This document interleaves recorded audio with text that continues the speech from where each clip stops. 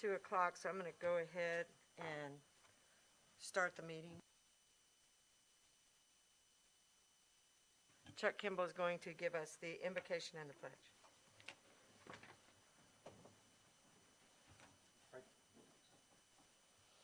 Heavenly Father, God, we come to you and we thank you for this day, God. We thank you for this time that we have, this opportunity we have before us as we meet to discuss the issues at hand, as we talk about the budget and things with our the things that impact our community. God, we just pray that you give us wisdom. God, help us to see what's best, and God, that we would just have good dialogue, and God, that you would just that your will would be done. God, we just thank you in advance. In Jesus' name we pray. Amen. Amen. I pledge allegiance to the flag of the United States of America and to the republic for which it stands, one nation, under God, indivisible, with liberty and justice for all.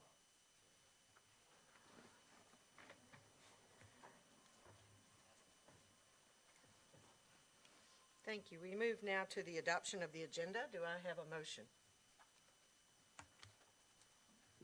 So moved. Thank you. Do you have any additions, subtractions? No? Do you have a second? Really tough item. Ms. Benson? I'll second it. Thank you. Please vote.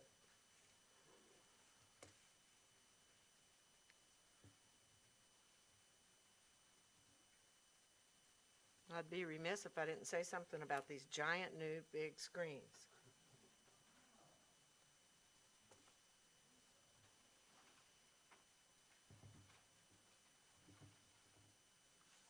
They must have known I was getting older. And it passes 8-0. Boy, you can see these things. Y'all should see what I'm looking at back here. We used to look at this little bitty screen and we couldn't see it, and I was always stretching, and now it's huge. We move now to open forum. I don't have any pink slips.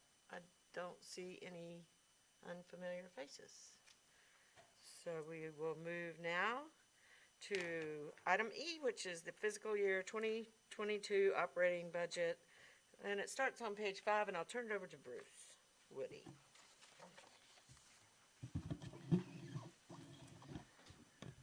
Got so many papers here in front of me that I pushed my microphone a little far away. Can you hear me okay? Yeah, good.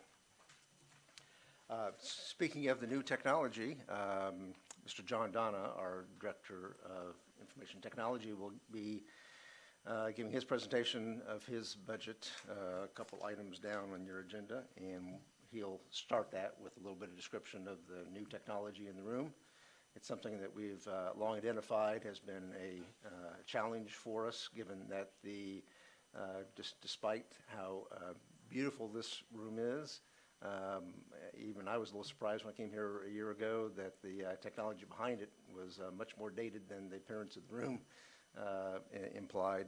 We had old analog equipment, and this is our first step in updating to digital technology. So there's some nice surprises that we'll talk about here shortly when John gets to talk about it. But I'd like to express my appreciation to him and his staff and others who collaborated in bringing this project together.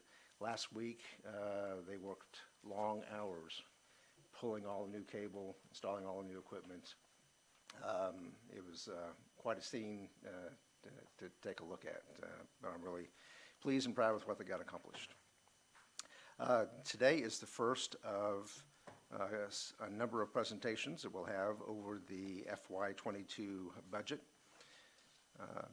As you know, in this last year, we have two new ECUA board members and 5 new CAC members. So the introduction of the budget is just all that more important in terms for those of you who are new to the organization in general and need to have a better understanding of some of the more detailed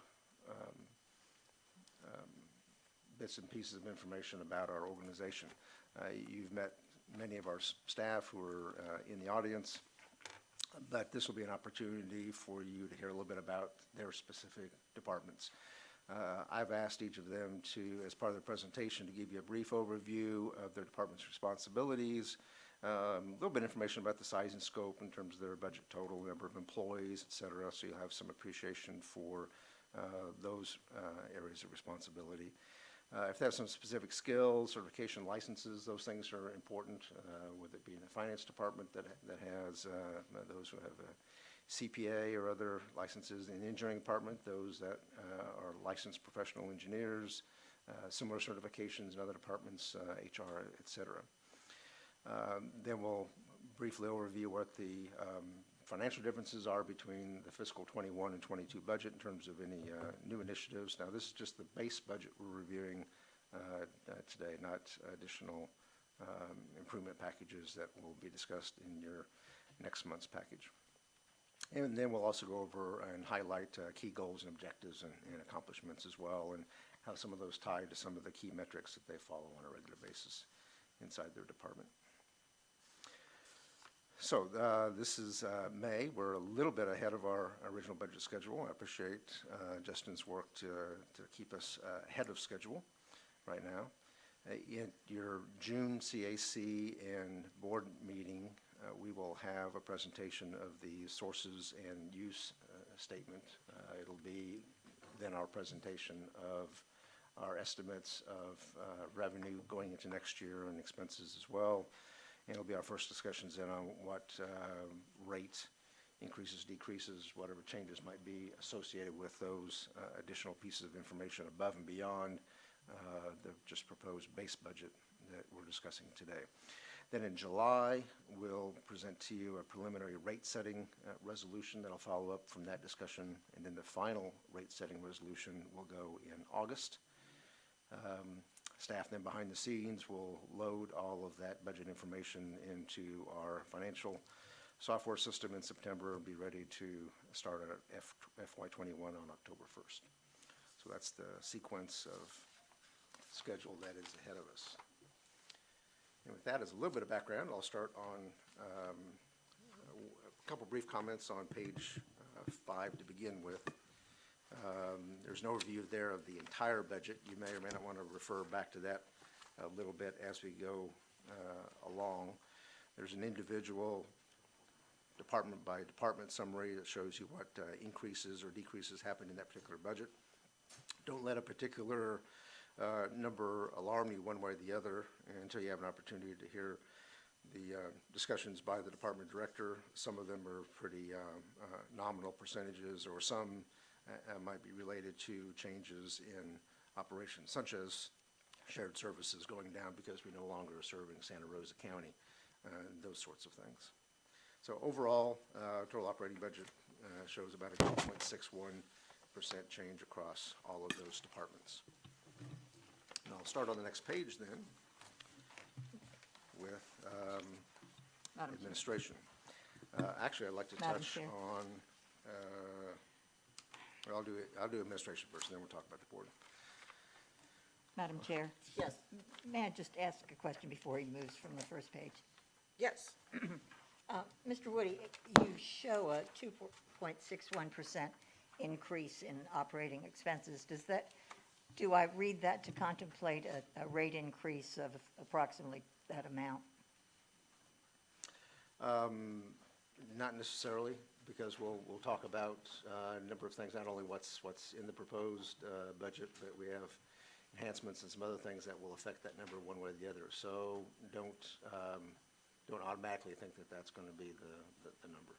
Okay, thank you. Yeah, worth asking. Thank you. Plus, that would also depend on where we want to go with capital improvements. Yeah, so, Right. okay. And that's across the whole organization. I mean, that's all enterprises, sanitary, water, wastewater, and frankly, those Yeah. are two separate enterprises, and they would be looked at differently. So for the new board members and the new CAC members, we're going over department by department, and so, but for an overall, there's a if you look there on that page, 2.61% increase in the expenses. That, and Ms. Benson was wanting to know, that automatically meant a 2.61 increase, and that's, they're gonna be explaining over the next 2 meetings what those increases are touching on, department by department. That doesn't take into effect the capital improvement budget that you all saw at the end of the budget. And there will be a line drawn there telling you how much the rate increase will cover, down to a certain point. So if we want to go below that, it'll be more or less, and then, or above it. And then if we want to move things around, we can always move things around. But this is just a good starting point. So, and I appreciate staff putting all this together, and it's going to be really good for all board members, but especially the new board members. So you want to just move ahead department by department? Could- All right, so we'll start with, Madam Chair? yes, May, yes, ma'am. before we start, I do want to say I appreciate all of the work in setting out the goals and objectives, and more than just having objectives, making them measurable. One of the things that we talked about last year when we went through this process was that we wanted to see accountability from last year's goals and objectives. Did you meet them? Did we miss some? Because I think it's important that these goals and objectives be a stretch, and that you not necessarily do, but as the department heads come forward, if you can provide that information as well. Because unless we look at what you did last year and whether you achieve them, then these goals and objectives really are meaningless. So that's a question I will ask of all the department heads. Thank you.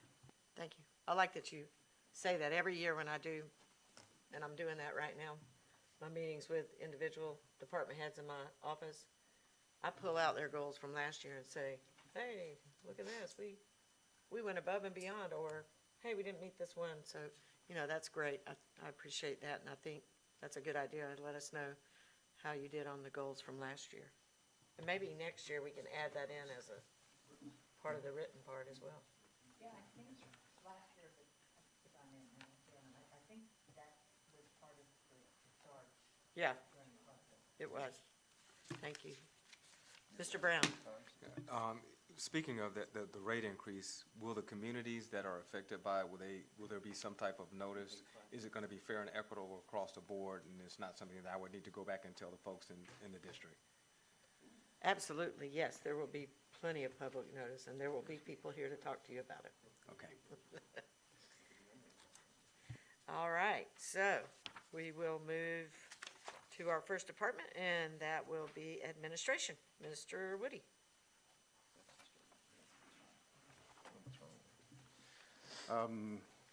One other final comment on that page 5 summary also is that is a listing of expenses. That is offset by grid last year as well. So recommendations for rate increases are more or less the differences between our expenses and our expected revenues. So that's another reason why that number at this Right. early stage can be misleading. Yeah, we're selling more water with all these new houses, right? There you go. People are home watering their lawns and doing home care, as Randy can attest Got to. extra for me last month. I had a leak. Yeah. So within administration, this is essentially the executive director's office, which is obviously a very small office, just a few people. I'm also going to go over the ECUA board members' budget as well. The key things that I would like to point out under objectives, numbers 1 and 2 are very basic relationship issues between the executive director and the ECUA board in terms of being sure that we are enforcing and abiding by the policy directives of the board, and doing that consistently, and being both timely and accurate in our responses that we receive through the general public, through the customer service department, or directly from board members in general.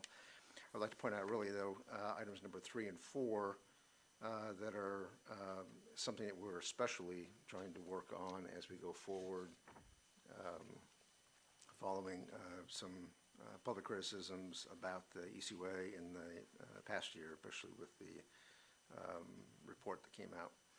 We're wanting to work on public and internal image of the ECUA amongst the general public. I think we provide a wonderful product, and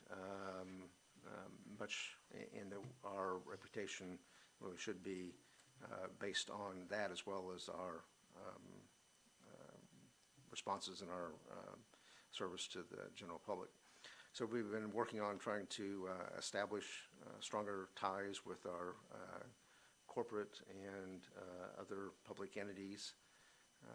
I've been attending their meetings, trying to get to know on a personal basis the various elected officials and staff members in other public entities and agencies.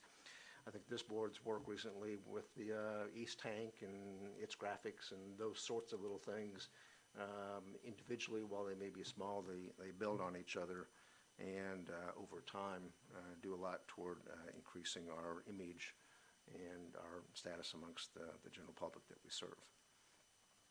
And we've also talked about under item number 5, trying to make sure that we're an employer of choice. We're talking about not only just the rate of pay, but also how we deal with our internal staff. Things that we have that show and demonstrate internal equity, that we emphasize the diversity within the organization so that we have good representation, not just as a whole, but across all pay grades throughout the organization. We're instituting some improvements in terms of training to help inculcate that through our mid-level staff and above. That'll be starting here very shortly. And then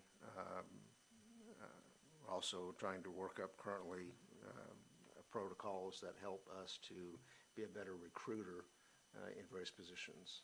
Some positions fairly naturally are easier to meet some of those goals, while others may require additional recruiting initiatives in order to be sure that we're not only recruiting from the outside, but certainly providing opportunities for internal growth of our staff.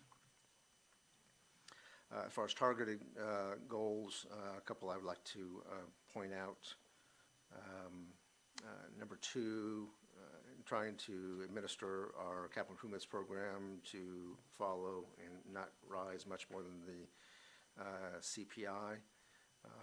I look forward to a little more discussions about that goal. That is admittedly a past goal that has been in there. I think that is a good and appropriate goal when talking about the operating budget, the day in, day out expenses, that staying at or near or below the CPI demonstrates that we're being fiscally responsible in how we operate the system and how we procure goods and materials and things like that.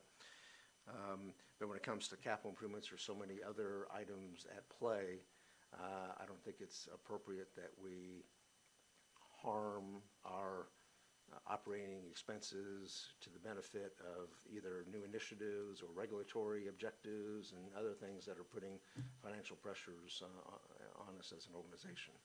So I think when we talk about expenses, it will be a reasonable policy discussion to distinguish between maintaining a good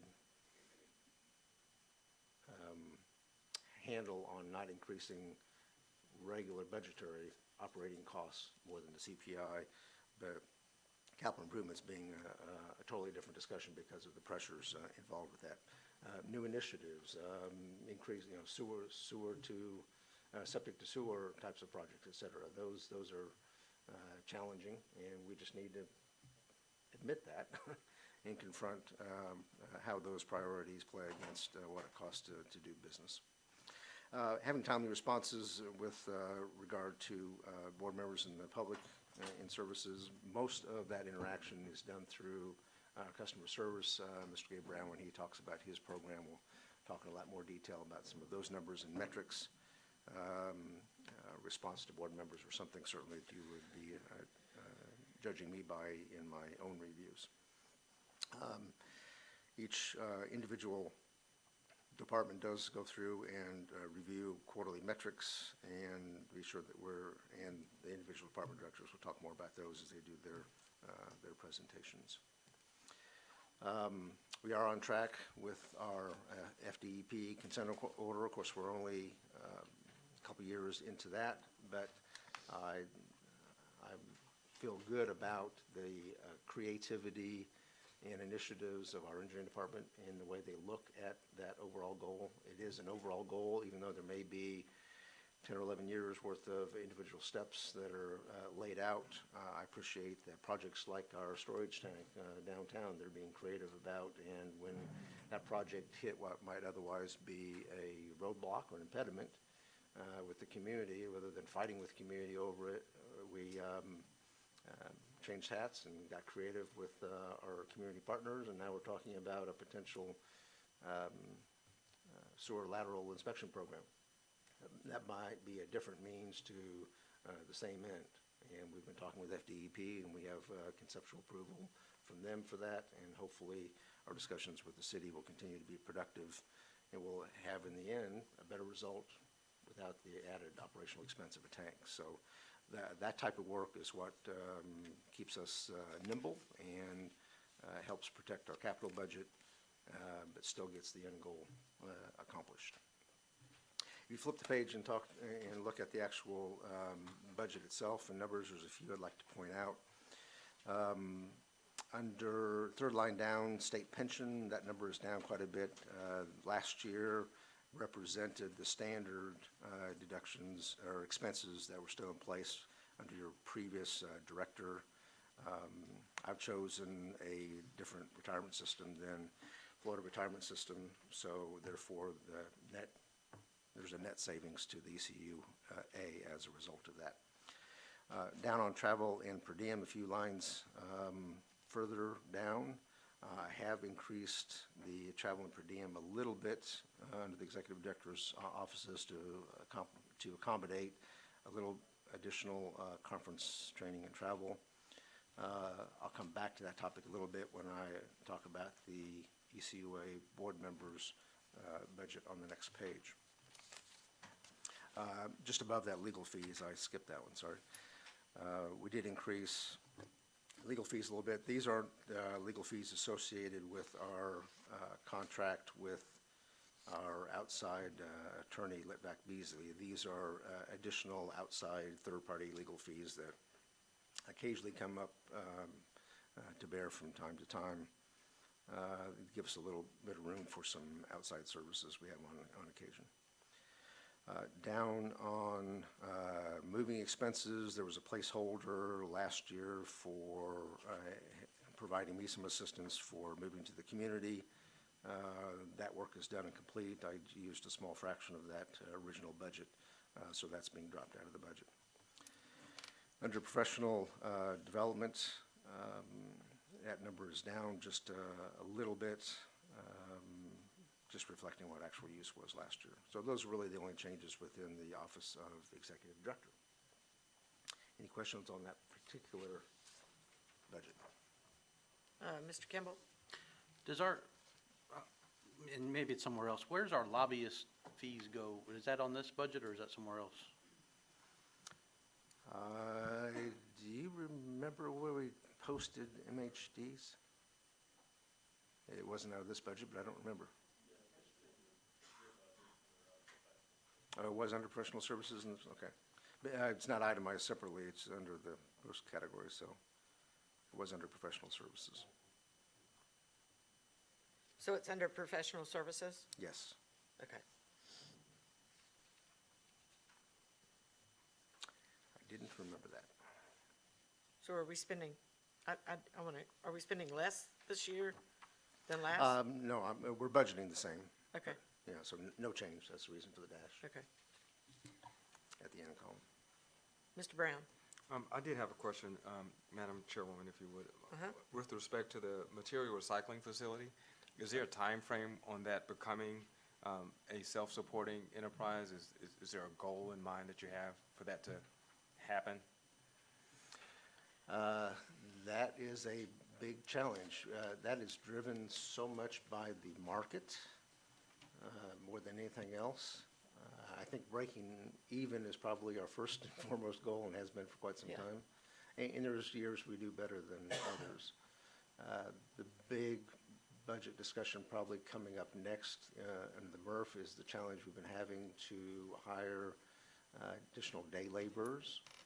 We have a proposal that'll be coming to the board and CAC very soon to try a different strategy at addressing that by adding more of the robots that we've used successfully in this past year. Right now, we have one robot that uses to automatically pick out plastics primarily. We're going to try to expand that program significantly. We believe there's enough savings in the day labor positions to accommodate the purchase of several additional, and that should be an offsetting savings in expense to offset the capital expenditure over time. But to get back to your original question, that is an ongoing struggle, and our intention is to at least break even or better. Even at breaking even, we're still providing environmental benefit. We're keeping materials out of the landfill, increasing its life. Environmentally, it's the correct thing to do. Thank you. And I'm gonna ask, Mr. Brown, if we can stick to the budget that each one that we're doing. I don't think we're even doing sanitation today, right? No. Okay. But, and then save all the other questions till the end. Then we could probably get through these different departments pretty quick. So, I wanted to say, I appreciate the fact that, oh, I'm sorry, Ms. Benson, you had a Sure. question. And I think Mr. Brown was relating to item number 7 under his targeted goals, which Oh, okay. dealt with the recycling. Yeah. So On what, page 7. yeah, Oh, that I was got you. item I 7 got on you. page 7, right. So one thing that I would like to see under this, for example, you say, provide timely responses to inquiries by the board members, et cetera. It would be, first of all, the clock doesn't move between the time I send you an inquiry and the time you respond, so you can't No. improve that. But it would be helpful in this process if you would say, respond within X time slot, just so it's measurable. And I think it would be interesting under number 5 to specifically refer to any of the items in the management audit. That way, I know specifically what changes and responses we're trying to make, if you could include that. And one other item, if I may, Madam Chairman. Yes. When you bring up the travel, it occurs to me that our staff probably did not travel at all last year. Do we have a backlog of need for continuing education in our staff because of COVID? And do we need to bump some of that up in order for them to have the certifications and kind of the being abreast of what's going on in the industry in this year's budget? I don't know about them, but all of my CE hours were on Zoom this year. Yeah, that varies a lot. We have folks, Justin has CPA hours, our engineering staff have professional engineering hours, our HR folks have HRM-related hours as well. Varies a little bit by jurisdiction. Some of those had quite a few offerings over virtual Zoom, et cetera, like that. But there is a pent-up backload of needed conference training and travel. That will be addressed on a department-by-department basis. Although I would like to, on the very next program we discussed, which is the ECUA board's budget, I do have some comments specifically about training on that topic. So if there's no other questions, I'll segue into that. That's Mr. good. Williams, I think, That's a good has a comment. question. Yeah. So, Thank you, Madam Chair. Before you move Oh, sure. on, Go ahead. under professional services, where we're talking about the lobbyists, yes. have we set measurable goals for being able to determine whether we're getting a fair rate of return on that amount of money? I think we got 250,000 last year Last year. on that. But I'm talking about this year, when money was being doled out to Santa Rosa County and others, we didn't get any. No, we got 250,000 for this year, I think. Yeah, those. Can you speak to that, Mr. Woody? Sure. The purpose for our lobbyists is twofold.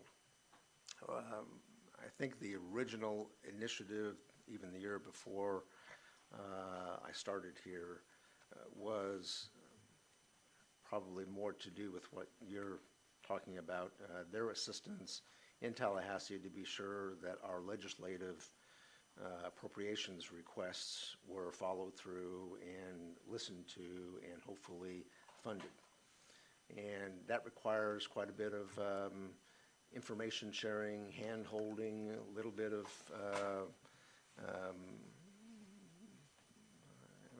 sharing information and having to be there and be present and have those kinds of discussions. I mean, we did have some success. We did receive $250,000 in the last legislative cycle, but that was only 10% of the $2.5 million that we actually requested. We're subject to the same financial challenges that others are across the state. Fast forward then to this year, we did submit legislative appropriations requests again, but we did add additional elements to our contract agreement. Prior, all that the lobbyists had to do was to pursue those legislative requests. This last year, this current year, though, they also had to provide us with biweekly reports on goings-on at the legislature and provide us some more phone call updates, and we recognized in writing the responsibility to identify other proposed bills that would have an impact on the ECUA. And we did exchange quite a bit of information, both things that we found out about that we needed to be sure that they were protecting our interests and talking to legislators to oppose, as well as things to support. So that was a new element as well. So not everything they do for us produces a direct financial result in terms of a grant or appropriation. It also helps protect our interests long-term regarding bad legislation or promotion of good legislation. And I appreciate the help that they provided this year as well.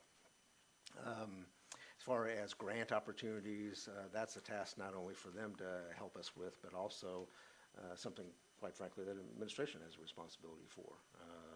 Myself and as we assign it through to other departments to be sure that we go for every opportunity that we have available to us. This year was really unique. The legislative appropriations that usually occur did not occur in the same means that they had in years past. The state had received quite a few additional dollars because of all that's going on associated with COVID. That influx of money they have now sent over to the FDEP. And rather than fight through all of the back and forth politically associated with trying to dole out that larger amount of money to all the interests across the state, they've delegated that essentially as an administrative function. So we'll have to go through and apply and compete with everybody else.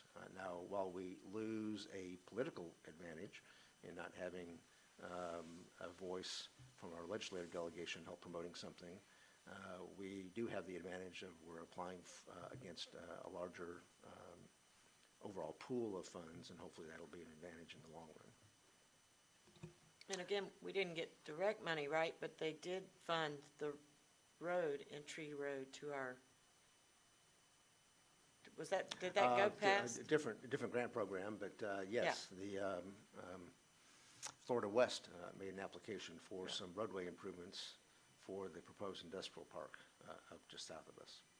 Which will help us. That was an improvement. I hope that answered most of your questions. Back to the office. Let me turn the page. I think we have another couple of questions. Oh, there's more? Okay. Mr. Kimball? Yeah, so, I don't know, do we, as long as I don't remember the CAC, like, do we do an RFP for our lobbyists, or is that just or do we put that out for bid from other people, or I know I had never seen anything here on this side of things. I didn't know I don't know if it'd be advantageous. I know, again, I think I've said this a couple times, we did that on another board that I'm on, and where they really came out and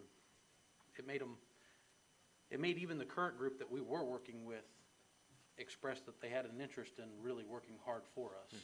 And it worked out to our advantage. So I don't know, it might be something worth looking at. Ms. Benson? Well, just a couple of comments about the lobbyist thing. When we hired this lobbyist, and we're sort of new to the lobbying business, the ECUA typically hasn't engaged a lobbyist, and I think it's smart of us to do this. But when we did engage them, part of the discussion was that we had to have a multi-year plan for our lobbying. You can't just hire one firm 1 year, another firm another year, and particularly with wanting to do the Brownsville sewer, it was important to have the continuity. You know, we had kind of a rocky relationship with the legislative delegation this year, and in order to get appropriations, your delegation has got to go to bat for you. The lobbyists can do only so much. And I certainly hope that we will repair that relationship and that they will aggressively support our legislative requests, because, you know, I think they fundamentally support them, but I think they could have been more aggressive in pursuing them. And finally, the idea of the DEP doling out this money probably is a good thing for us. And I wonder, are our lobbyists allowed to lobby agencies? And I'm not sure. I think they can, but I would like to have that conversation. Thank you. Mr. Perkins? Well, that's my comment was kind of along the line of Chairman Benson's, is that, you know, you got this great big pot of money there now, and it's no longer a legislative appropriation, it's a regulatory action. And a lot of times, it's worth investing in either having someone on staff full-time, making that their primary objective to secure those funds, or even better, a lot of times, I hate to say this is the way it works, is having a former DEP staffer, you know, who specializes and has relationships and knows the people. You know, ask our lobbyists if there's somebody like that, you know, with this big giant pool of money out there. I'm sure there are people with connections there that'll be working toward that, but I would like to see us explore that and see if there might be someone that either our lobbyists could recommend or that we can find out on our own, or, you know, have a dedicated person here work with them to try and aggressively go after those funds. It could save our ratepayers and the organization, you know, millions and millions of dollars. And so I think that would be worth investing in and being, you know, quick and professional about it. So I hope we'll hear something on that. But I also believe that does give us an advantage, that regulatory, you know, we're a big agency. We've been around a long time. We've got a good track record. We've had decent relationships with Florida Department of Environmental Protection. They know who we are, you know, and so it's not like we're some fly-by-night, you know, side-of-the-road hot dog vendor trying to get money. You know, we're established, and so I think that may work to our advantage. Ms. Benson? Yeah, just to respond to Mr. Perkins, one of the team of our lobbyists was with DEP, so he's pretty plugged into that. Very good. And all of us, I mean, everybody on our board, and the CAC is welcome too, you know, speak to your legislators and you know, speak to those persons and let them know, you know, what we've got going on here and how much we appreciate them in Tallahassee. And I mean, I had tacos with one of our delegation last week, and it was a very nice evening. So, you know, reach out to them, get to know them. They're just people just like you and I. They're both going to be running again. And, you know, they need our help as much as we need their help. So let's talk to them and get them working that way. And I agree with Dale on someone on staff, that's their total responsibility, you know, somebody that wants to, that can meet with our, not only our legislators, but our lobbyists, with DEP, with anybody. I mean, I've always wanted a full-time grant writer. I know you can't have everything you want, but, you know, those kind of people are worth their weight in money, so. Thank you. Mr. Williams? Yeah, just to sum up, as we were talking about goals and objectives, I like that, but I don't know if it's clear. It wasn't clear to me, and as I'm new to this process, what the expectations are or were of our representatives in Tallahassee, particularly the lobbyists, so we can say whether or not they were successful or not successful based upon what we wanted them to do. So that's the question really, as it relates to me, and whether or not we got a fair rate on return was, did they produce what we asked them to, if they could or if they could not, based upon what reasons? So if we could just clarify what we expect from them, and even as a board, I would think, as we speak to our individual delegation, if it was clear what we wanted them to produce for us as a board, infrastructure, et cetera, then that would tailor every individual conversation we have relative to talking to those members, or just make it a personal conversation. I understand that as well. I think the first thing we did with them was charge them with the Brownsville project, and that kind of kicked off the year. And then, of course, this year all the money was kicked to DEP, so they couldn't really do any of that. But I agree with you. Let's have a goal for them, what we want them doing going forward, and so we can measure it. Kind of what same thing Ms. Benson's saying, measurable goals. Thank you very much. And that, I'm sorry. Yes, sir. And that, you know, that kind of further highlights, you know, what I was saying about us being established. So we've got the Brownsville project, for example. We've got engineering. We've got an early phase of that. That seems like that would be real simple to move into a big appropriation on that, a big request, you know, on that project, saying, hey, the groundwork's already done, and we take our CIP list. We've got all these shovel-ready, you know, basically shovel-ready projects. We've got engineering for this, and this done or scheduled. So, you know, I think this process could work out well for us. I like it. Thank you. I wanted to also touch Ms. Schneier. First off, I'm sorry for being late, but what, and I must have missed something, what item is lobbyist under in the budget? Professional services. Okay. And is that the entirety of it? We're still on administration. We're doing them one by one, so we started with administration. Okay, thank you. You're welcome. One thing I did want to point out that Bruce touched on, but he didn't talk a lot about, was additional references to travel for the board and going to conferences. So I quit. In my industry, I go to a lot of conferences because not only do you learn, you know, more about your organization, but you learn more about what other people are doing about problems, you know. So I think it's a great place to learn. What are, you know, we're having issues with CDL drivers. What are y'all doing about it?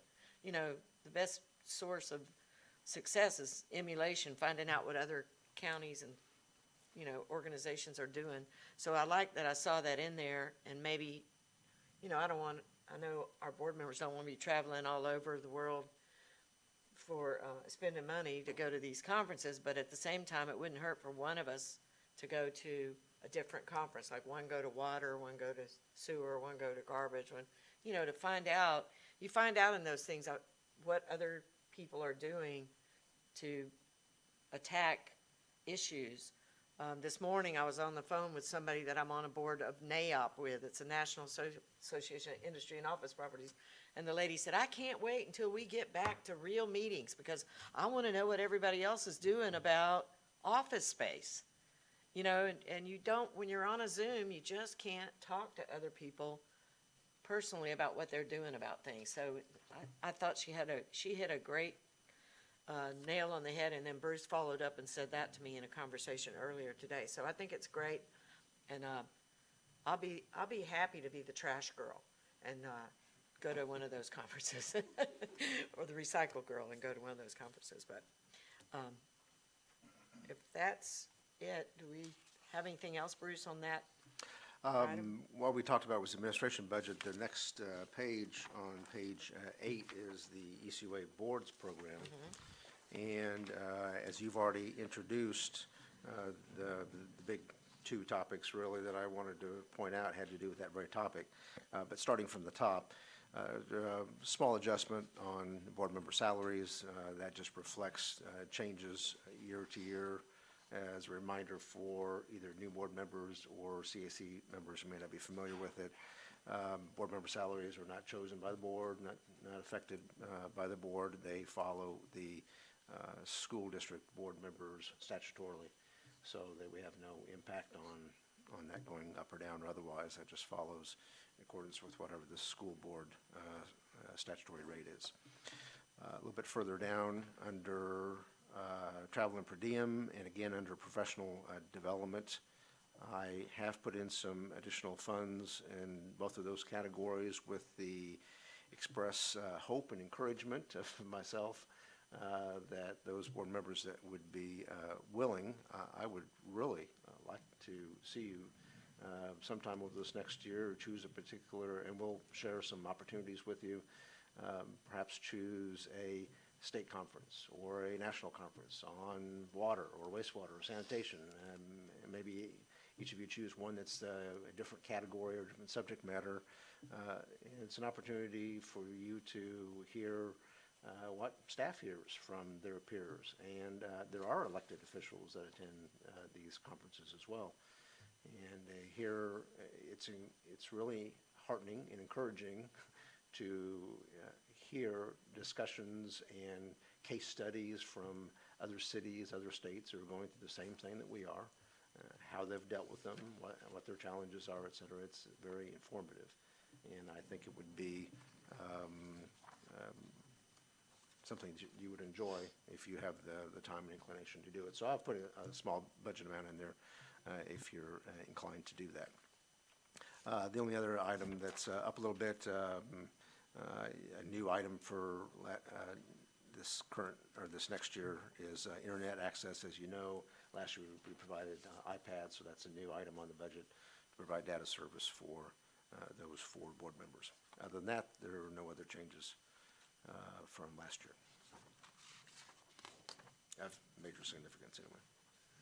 Can I ask you a question? Sure. You made a statement a few minutes ago about saving money by choosing a different retirement. Is that That was back under the executive directors. an option, though, for the board to choose a different? I'm less sure about, rather than, when I came as part of my negotiations for my own salary and benefits, instead of choosing the the Florida retirement system, I chose instead for you to just make some contributions to a private 457 retirement plan. I don't know what options you have as an elected official. I'm kind of looking for Kim. I don't know if that's a question she can answer off top of her head, if you have that type of option or not. But we could explore it if you're interested. I think I heard her say she'd have to explore it, Okay. research it. You know, because if we could do that and save the people money, I'd like to see what, look into it. Thank you, Kim. Ms. Benson? Madam Chairman, I probably have enough information to be dangerous on this, but I believe there are 2 different retirement systems that we have an option to do, and you have a one-time opt-out or opt-in that you can do. It might be worthwhile to have someone come and speak to the board members about the status of that and whether we can make a change, and just to brief us on that, because Yeah. I don't know that we have ever made a good decision necessarily about that, and we could save the Yeah. public some money. Great. Thank you.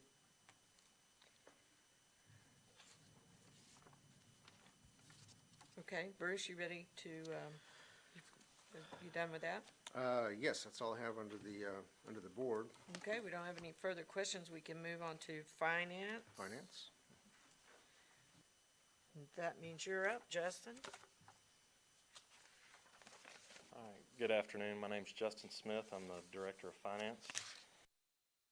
Just a little bit about our department. We've got 4 divisions in finance. We've got the administration division that we're responsible for all of the accounting systems, managing the financial part of our ERP system, budget preparation, financial statements, revenue expense forecasting, investments, and then preparation of all of our financial statements and reports that we have to do, whether it's local or federal taxing authorities. We also have the general accounting division that houses our accounts payable and payroll departments. And then we've got an accounts receivable division. That's our largest division in finance. We have the meter readers. We have cashiers over here next to customer service. They prepare the bills, collect the payments, and that's a pretty large division. And then we have our purchasing and stores division. They're responsible for doing all of our RFPs and formal solicitations, managing our P-card program. They also have a central warehouse that they manage that holds equipment, supplies, materials for use with all of our ECUA departments. Under our goals, I've got to provide sound financial management, strategic financial planning, ethical procurement services, and asset control in order to support effective decision-making and ensure responsible stewardship of ECUA resources. And that's been our goal since I've been here anyways. Those really haven't changed a whole lot. On our accomplishments, my 2022 targeted accomplishments, we do a lot of work with the other departments. A lot of our workload is dependent on what comes from various departments within the organization, as well as customers and outside vendors. But number one, we want to continue to encourage vendors to sign up for electronic payments. And our goal is to increase that participation by 5%. This reduces some of our staff time and processing. If we can do electronic payments, we encourage that for as many vendors as possible. Cuts out on a little bit of postage, mailing, paper cost, and it's a lot easier on our bank reconciliation, so it saves time there. It's an all-around good thing, and we're trying to get more and more of our vendors to sign up for the EFT payments. We also want to increase the number of customers signing up for e-billing, and our goal is to increase that participation by 10%. We're working the IT department with HR, with customer service on our ERP implementation. Right now, we're doing customer service and utility billing, so we're hoping we can get more people to get their bills online, to receive them electronically and pay them electronically. Number 3 is to continue to administer the ECUA property control program. This year, effective October 1, the state of Florida increased the dollar threshold for capital equipment to $5,000. Used to, we had to inventory anything that cost over $1,000, and that would last longer than a year. Now it's $5,000. So going forward, that's going to help out with some of the inventory workload, but we still have thousands and thousands of assets that the company has purchased over the years that we have to inventory. We send a crew out to each of the departments. They inventory items on trucks and offices and warehouses, and it's a long process. Takes a couple of months to do, but they take a lot of pride in getting that done and getting that done timely. We also want to continue employing effective cash flow management to plan the timing of major cash expenditures. We work with an investment advisor for our long-term portfolio. They also give us a little bit of advice, and and perspective on the short-term stuff as well. But especially right now with the financial markets the way they are, we really take a lot of time working on our cash flow and, how we can invest funds and for the short term and long term and even intermediate funds. So we want to make sure that we can, pay all of our current obligations without drawing money out of our core portfolios and still being able to make a little bit of money on our daily cash. We also want to continue to explore options regarding electronic storage and retrieval of vendor payment records and other financial records. This helps us out not having to keep a lot of paper documents in a warehouse or in closets or filing cabinets. So we're really moving to an all electronic storage method on our records. All of our payment records are stored online right now, and then once we go live with the utility billing portion of the new ERP, then all of our customer bills and payment records will all be online too. So we're getting really close to having, all paperless record and data storage in the finance department. And then finally, we just want to continue to modify policies and methods that improve on business processes, utilizing electronic media and workflow when possible to reduce the amount of staff time spent generating paper documents. And that's been a big one within our department as we try to work smarter, not harder, is what a lot of people say. We try to be very efficient and not do things just because that's the way that it was done before. But if we can use technology to make things better and work more efficiently, then that's what we're trying to do. We've got a total of 36 employees in the finance department. Right now, I'm the only CPA on staff, which is pretty typical of an organization our size. We've got our purchasing manager has a couple of purchasing certifications, and he's new. His name's Bob Pacena. He came from UWF.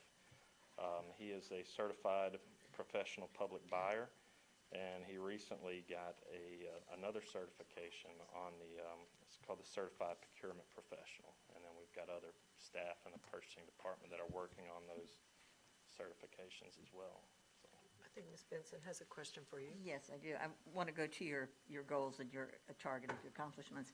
First of all, I really love the way you're going. We came into the electronic age kicking and screaming, and I see that your priorities are ours. But I feel like I'm looking at these in a bit of a vacuum. So when you want to encourage vendors to sign up by 5% next year, where are we now? What percentage of our vendors are doing electronic payments? I'm not sure what the actual percentage is, just because that's always a moving target. I mean, we're getting new vendors all the time, but with our new vendors especially, the challenge that we have is our old the vendors that we've had for a long time is getting them to go to an electronic payment. But our new vendors, part of the documents that we send them to set them up as a vendor in our system, the electronic payment form that's on top of the list. Whenever someone's awarded a contract or they've got a bid or a department has met with a supplier that does something and it's going to be something we need. When we get ready to set them up in our system, we ask for their corporate information, their company information, and we have that electronic payment document with them that says, hey, we'd really like for you to sign up for electronic payments if that's something you're interested in. So we're getting a lot of our new vendors are going to the electronic payment. We just need to get some of our longtime vendors on that. So Yeah, to keep continue, going. though, I like it. You're a numbers guy, so I think it's important to know. We need a benchmark. Where are we right now? Yeah. And that's something I think that's information you can get. And let's examine where we are right now to determine if 5% is a realistic goal. Is it a stretch goal, or are we not pushing hard enough? If it's important enough to make your list of 6, I think we need that data to use to Right. measure ourselves. And I think that's also true for number 2 with customers signing up with e-billing. That could be a huge savings for Right. us. But we probably need to know how many customers, or roughly. I mean, I know the customer base is a moving target, but still, we can come up with something.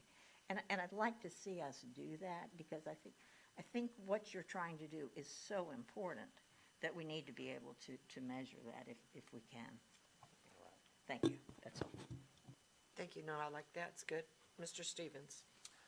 Yeah, Justin, just following up on number 4, in identifying idle cash that can be invested in order to maximize efficient use of every dollar. And I think we discussed a few weeks ago, just looking where we can, with interest rates on some bonds and some borrowed money from various financial institutions for ECUA, just wherever we can look to modify that, continue to restructure that where we can, where it's allowable, and then again, looking at some of the local banks that we do business with, and maybe trying to leverage some of our capital and operating accounts and so forth to maybe facilitate if we did need additional funds in the future, to maybe look in those avenues. So I mean, just really kind of following up on a discussion we had a few weeks ago.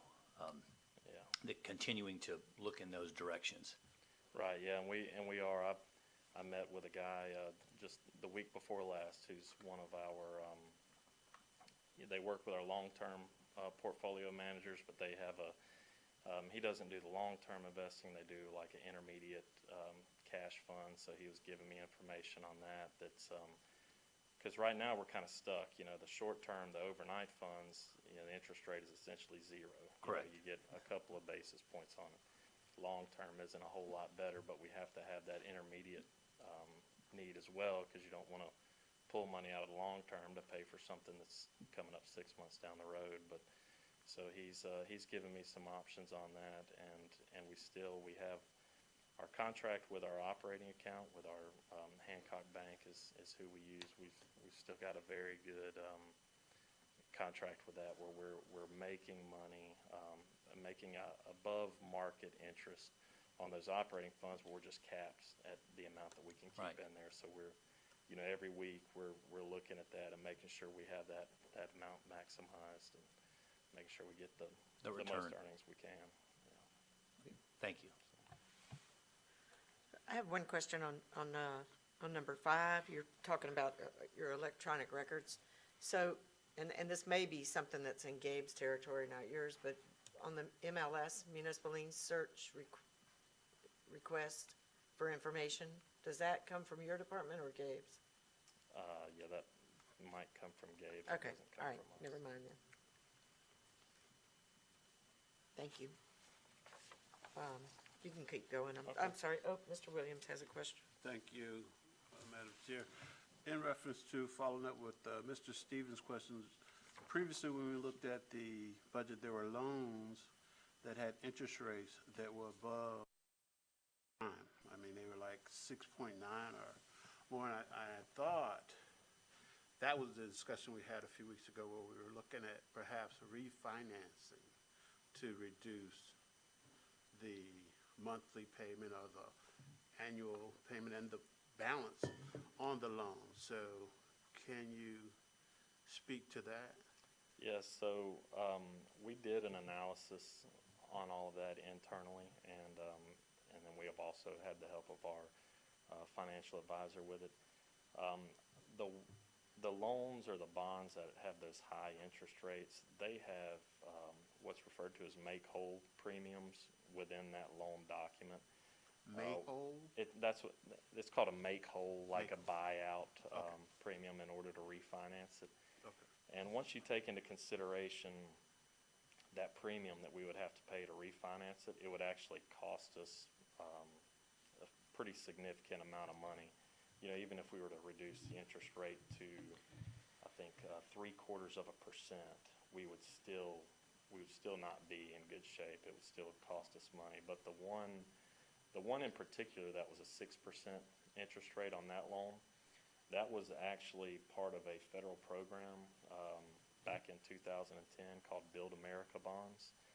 And although that loan has a stated rate of 6%, we get a rebate from the federal government twice a year, every time we make a loan payment, of 35% of our interest payments. So our effective rate is really down around 3.9% on that loan, which is, it's still higher than what the market would be right now, but it was part of an economic stimulus package back in 2010 to, encourage the infrastructure development, and the bondholders would get a higher rate of return subsidized by the federal government. So that was a little misleading on that. We are required by the Governmental Accounting Standards Board to report those loans at their stated rate, but we do get the rebate on that loan. So it's a pretty significant amount. Like I said, 35% of the interest that we pay on that loan gets refunded to us.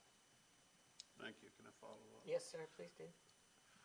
You're talking about going paperless.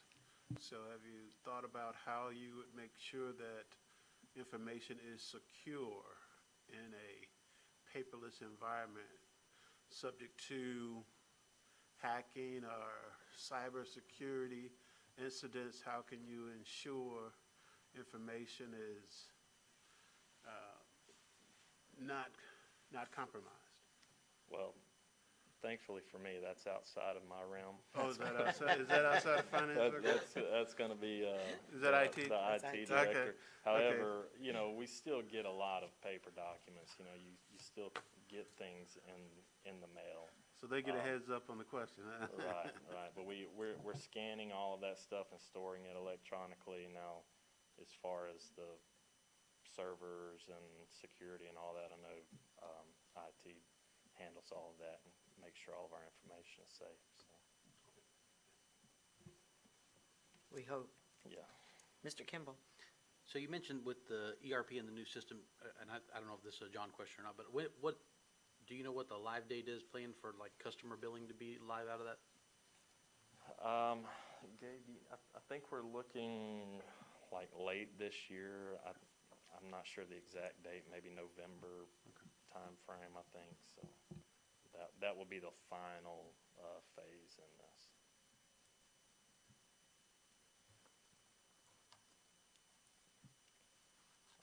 All right, and onto the next page where it has our budget, we really don't have a whole lot of changes to our budget now.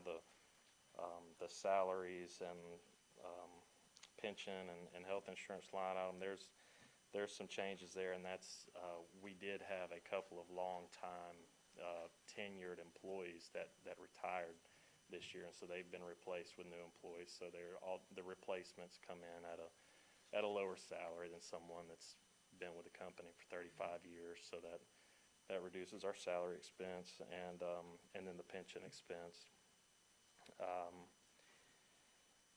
Professional services, that there's a small reduction there, and that's just based on our what we anticipate to spend. We've got to do a couple of surveys there with our pension plan and our health insurance plan and things like that on employee benefits that are required to be done, actuarial studies for our financial reporting. Most everything else is pretty much the same as last year. We do have a $1,000 reduction in advertising, and that's based on utilizing some online advertising rather than printed newspaper. We still have to post our bids and solicitations in a printed newspaper, but we're also moving more towards online as well. That just gives our vendors another option of somewhere to go to see our bids and reply to our bids online. We've got a slight increase in professional development, and we didn't do any travel last year because of COVID, but we still were able to do all of our professional development. I was able to get all of my continuing education online. We've got some payroll professionals that have various payroll certifications. They were able to maintain those certifications and licenses doing classes online. Same thing with our purchasing staff. So everybody was able to maintain that online, but we've got a little bit of an increase. I've got some other staff that I want to, that haven't done many of the professional training in the past. I want to get them doing some more formalized training just to help out our department. And then we have an increase in postage, and that's just simply due to a growing customer base. But other than that, we're pretty much in line with what we requested last fiscal year, or this year. Mr. Stevens? Hey, Justin, just looking at that blaring number, the proposed $600,000 in postage, as you said, and obviously I know why, because we're growing. Florida seems to be, I think, what, the number 2 fastest growing state in the United States, or pretty close, I think second behind Texas, so I get that. Is there a way, as we're doing this paperless interaction with the clients, would there be a way, and again, this is probably nothing going to be decided here today, but that we could engage with our residents via email as opposed to sending them out a stamped paper correspondence, if that's something they could opt into? So that's probably not in this, maybe not a your department type of thing, but Yeah. it just seems like an awful lot of postage, which I'm assuming is going to residential primarily? Yeah, it's going everywhere. That's for all of our bills that get mailed out, whether it's, residential, commercial, but we do have, we do have people that get paperless billing. They get their email bills. I mean, can they opt to just get the Yeah. paperless? I mean, and again, I get that option all the time, like Yeah, they Amex, can. American Yeah. Express, different credit cards. Do you want my bank, do you want to just forego the paper bill and Right. go and do it online? Yeah, So I'm that just- is, I'm just- that is an option, and that's what we would push for, is to have as many as possible go that route. Because that could potentially be a Right. significant savings. I mean, hell, even 20% or 30%, okay. Yeah. Because that's a preferred, speaking for myself, preferred way for me to receive my Oh, bills or information is online, and I'm not speaking for everybody in Escambia County, but I would think you'd get a large amount of folks that would prefer to receive it that way as opposed to the, I'm the same way. The less I can get in my mailbox, the better off I am. E-bill. Automatic draw. Right. so that's along what you had said previously right. is we're working on that goal to get everybody paperless e-bill, which was, I'm assuming would reduce that, because it just looks like we've got a budget of it increasing, not decreasing. That's So right. it kind of contradicting what we're saying is we're working towards increasing that by an additional 5% or 10% of residents opting to do the paperless. Right, and that would just be to keep up with new growth, really. I Right. mean, we have so many new customers, and, if we can get them to sign up for e-bills, then that would certainly save on the postage. Do you know that the individuals that get the e-bills, they also get a paper bill as well? So are we doing both, like No. someone that, okay, so we're purging the system of individuals that were previously paper billed that are now opting to go e-billed? Right, yeah, if they opt to go e-bill, then they don't receive a paper bill. They may have an option to get a paper bill as well, but you can sign up for just electronic billing. Okay, thank you. We should push out some media on that. Yeah, I mean, yeah, paper is so expensive. I buy about a box every 2 years.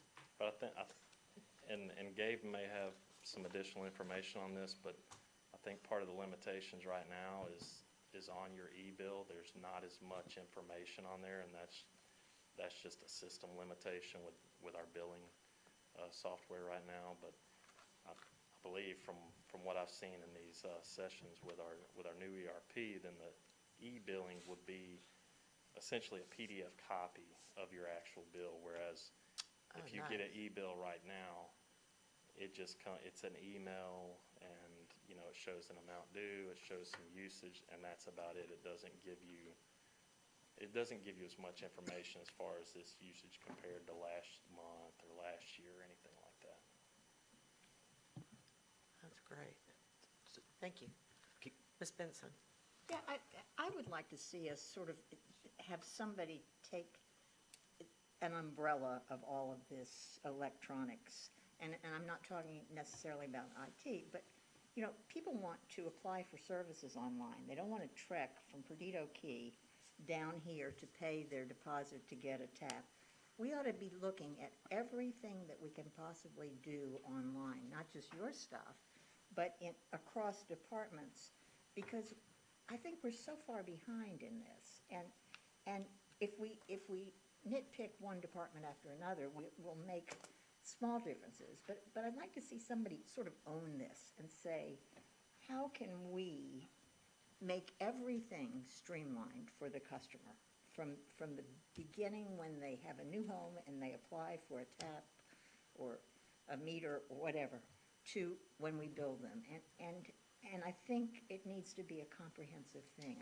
I think that if that's what we came out of this budget year doing, we would change the customer experience and perception of ECUA. And you're a part of it, but it's not all on your shoulders. Thank you, Mr. Stevens.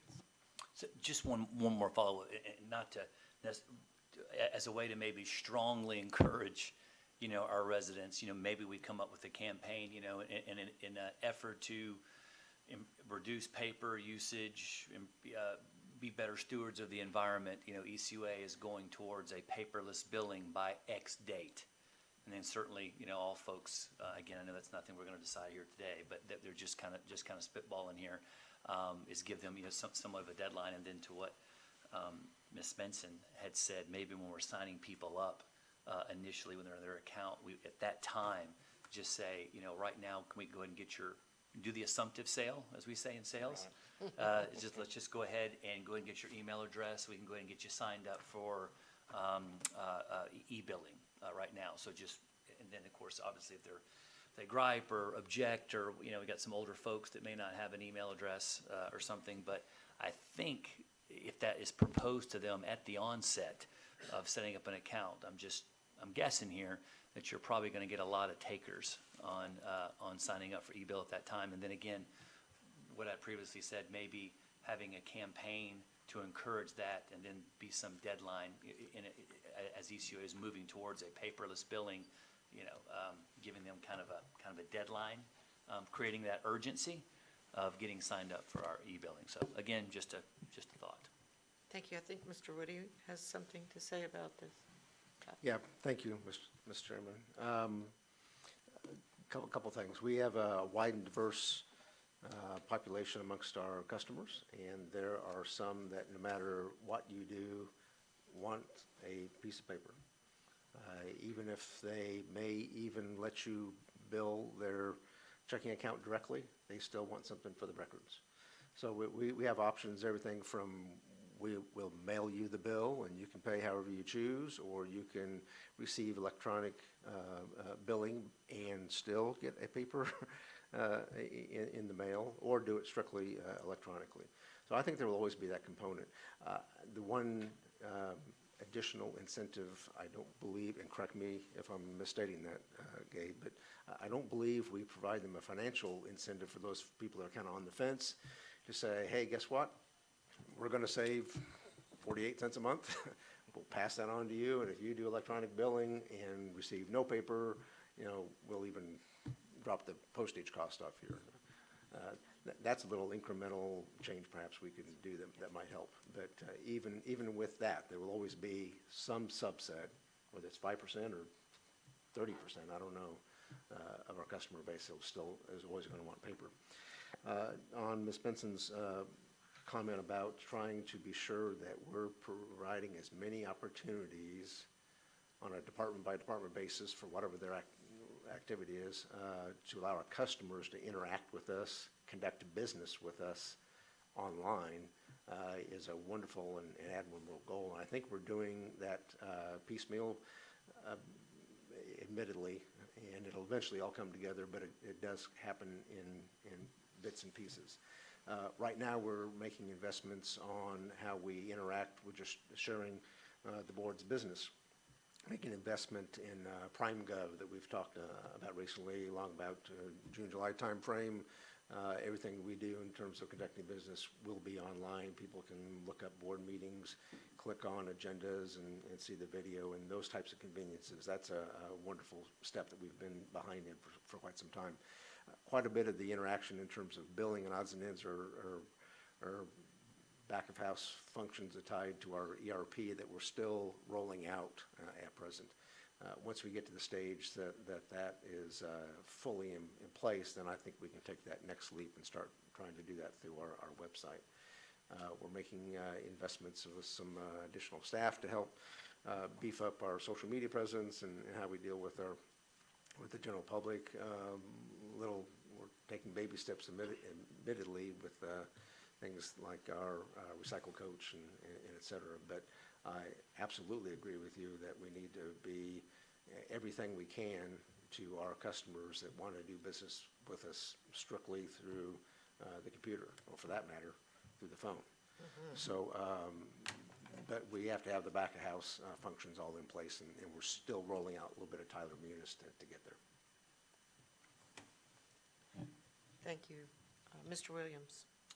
I want to get excited, but I think Ms. Benson really hit it on the head with customer service. And I don't know for your department, but across the ECUA board, where if the customers could, from this budget process, feel as though they benefited as much or more than anybody else, we all win. So in looking at this, how can we provide a better customer product is the goal. And I want to just echo secondly on the comment that I had thought about the incentivizing the process to go paperless. I hadn't went as far as Mr. Woody to say whatever we save, they save, but we could give them a portion of the savings back in some incentive way so that you can perhaps get more people to be willing to go paperless as opposed to we just save and they save nothing. Thank you, Ms. Benson. Yeah, and I want to reinforce what Mr. Woody said and what Mr. Williams said about a financial incentive. I think that's the way to push people to do it. Do you know, I started thinking about this. I get 2 ECUA bills, paper bills, and I'm a big believer in the whole electronic thing. I just never made that change. So we just need something that pushes people. You know, if we really have these goals, let's help people do the right thing. And if I haven't done it, there are a lot of people who would want to do it who have not. So I think that would be a great outcome of this budget process. I think so too, yeah. Mr. Williams? And I apologize but when we talk about this, when I look at the goals, it's not clear to me what the goals are and how at the end of the year, fiscal year, we can say whether or not we achieved the goals. So as we look at not only your department, but departments in general, making it clearer for me, a lowly board member, to know whether or not you, the professional, are achieving what you set out to do. And I can do that by numbers.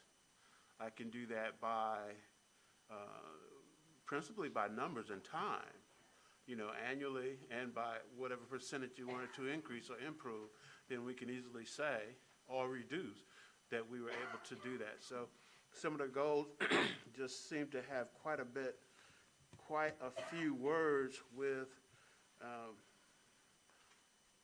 perhaps to say if you read it, that you could arguably say you achieved it, as opposed to numerically saying we wanted to add 20% paperless at the end of this fiscal year, where we started with 0%. It'd be pretty easy to see at the end of the fiscal year whether or not and how close we were to achieving that goal. And so where you have objectives that have no numbers, it's really hard for me to say from this year to next whether we objectively met our mark. And I think that is not just your department, but across the board. So if we can, from this year to next, really improve our measurable objectives, that would really help me tremendously. Thank you. Thank you, Mr. Perkins. Good discussion. I recently have, made some changes, and I paid my first Gulf Power bill today at the new house I moved into. And when I do online, I go on my bank account and I pay them all there, so there's no credit card fees or anything. But I went on and set that up, and when I set it up, I got a prompt, put the account number in and set it up. I got a prompt that says, would you like to get e-billing from now on? At my bank. I'm not at Gulf Power site or anything. I'm at my bank. So I'm wondering if we coordinate with the bank, if we can do the same thing that these other utilities do. I mean, I know Gulf Power is a big utility, but it's Regions Bank, big bank. Probably other banks can probably do it when you put the account number and stuff in. Would you like to receive e-billing? Enter your address. And I think the new ones are probably low-hanging fruit, probably pretty easy. A lot of the new people that sign up would be easy. They call in customer service, and we could tell them, rather than giving them a portion, we could tell them, would you like to save $5 on your first bill by signing up for electronic billing? And we'll save more than that over time. That would take care of itself in a year, but we'll save more than that over time. But that's, if you tell a customer you want to save 48 cents, I don't want to fool with it. You want to save $5? Okay, yeah, off my next bill. So that might be good for new customers, but we might be able to publicize something, in print or media that, good with computers, sign up for e-billing at ECUA and save $5 on your next bill for existing customers. And they could go in and never contact us, never have to deal with us. Just go in to the computer, set it up themselves for e-billing, get credited that $5 and save us all that time and money. I've done, you can do so much online. I recently, because I moved, you have 30 days to change the address on your driver's license and your registration, all that to be legal. So doing all that, and I noticed at the time that my driver's license was up for renewal. So I'm like, well, I'll go ahead and renew my driver's license. I'm, having traumatic thoughts in my head about being down in the bureaucracy at the driver's license office for 5 hours, waiting to get my picture taken and all this stuff. I went online, filled in my information, paid my $48 on Visa. They sent me a driver's license. I mean, I think it's the same picture. I hope they didn't get another one somewhere, but it's basically the same picture, a hologram and all that, but a brand new driver's license, and nobody from the state ever had to provide any service to me. I did that all myself on the computer, and it saved me time, and I didn't have to wait on hold for 45 minutes for a live person or anything like that. And I know that's what makes this complicated for us is it's across departments. It's human resources, it's customer service, and it's IT. But I would like to see us, and I don't know how we do it administratively, to see us coordinate all this and maybe not reinvent the wheel, but seeing what some of the other agencies are doing and see how we can move toward electronic billing, because it saves us a lot of money. It'd be good for the environment. I think it's a smart move. So I concur with what I've heard. Thank you. Mr. Kimball. Yeah, I feel like this is a conversation we've had before, and I hate to be a naysayer because I love the idea of it, but I want to say I remember maybe it was our previous executive director that said that we couldn't do something like that because it was using ratepayer money to offset another person's bill or something like that. So I'd just say, we may not want to check with our counsel on it, but I don't know. That was for reimbursement for the credit cards. Oh, okay, okay. There's some Okay. different. Yeah, Awesome. I think it's a great idea then. thank you. Thank you. Any other questions? Any other questions for Justin? Thank you. All right, thank you. And I think you heard innovation, innovation, innovation, innovation, innovation. It was like an echo chamber.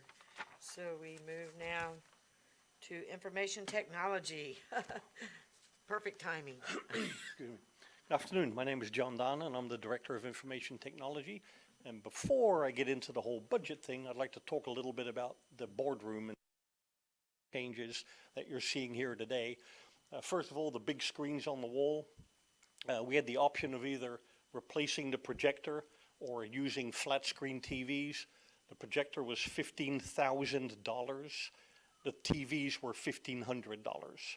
right? And so we decided to use flat screens. We've got what's called a multimodal mixer in the media room, which means we can send any signal to any monitor. So we can take the signal from that PC, send it to that monitor, or to that one, or to that one, or to all three.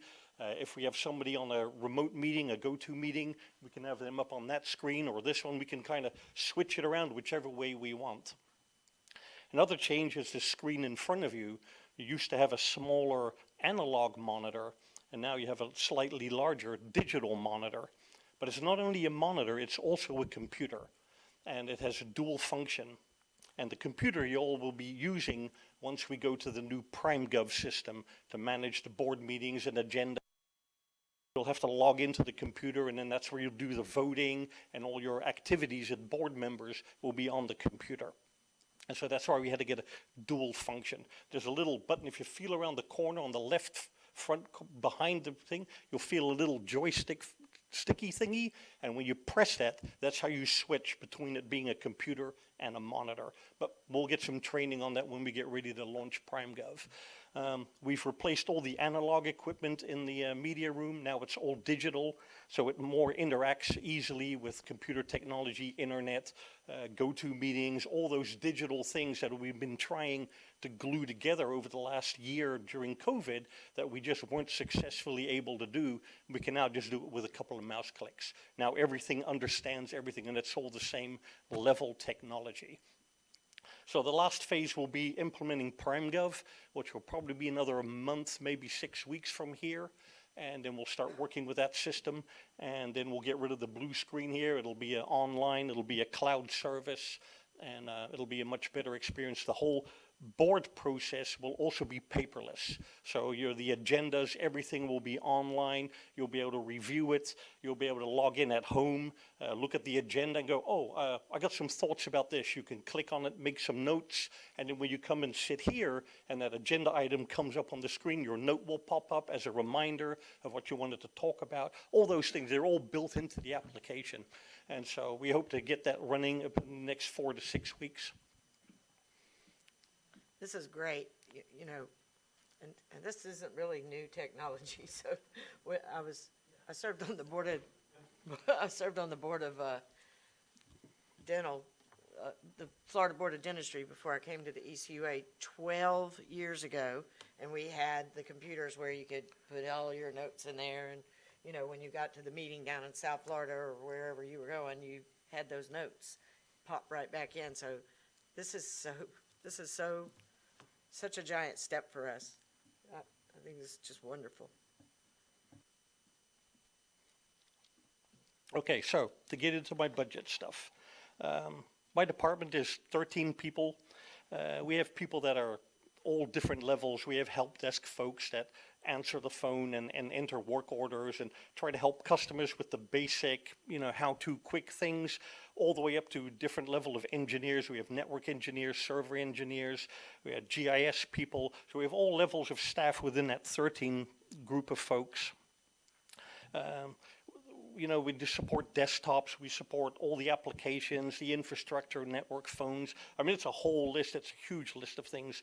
And as ECUA grows, every time we incrementally add something to that pile of stuff that we support. For example, the 13 computers that are now on your desk. In this room, we used to only have 3 computers. We now have 17, right? And so these are all these things that incrementally make everything bigger and more expensive and more complicated and more complex. And that's usually what drives my budget the most, is the cost of providing service. As ECUA adds another staff member, there's another computer and another phone and another Microsoft license and a license to email and all these things. They keep just compounding on top of each other. So my budget usually just increases over time just because things get more expensive and we add staff. But this year, I have a little extra leap on my budget. We're getting to that point. We're getting ready to go live with Munis, which is our new ERP system. But we still have all the other things, all the older systems are still online as well.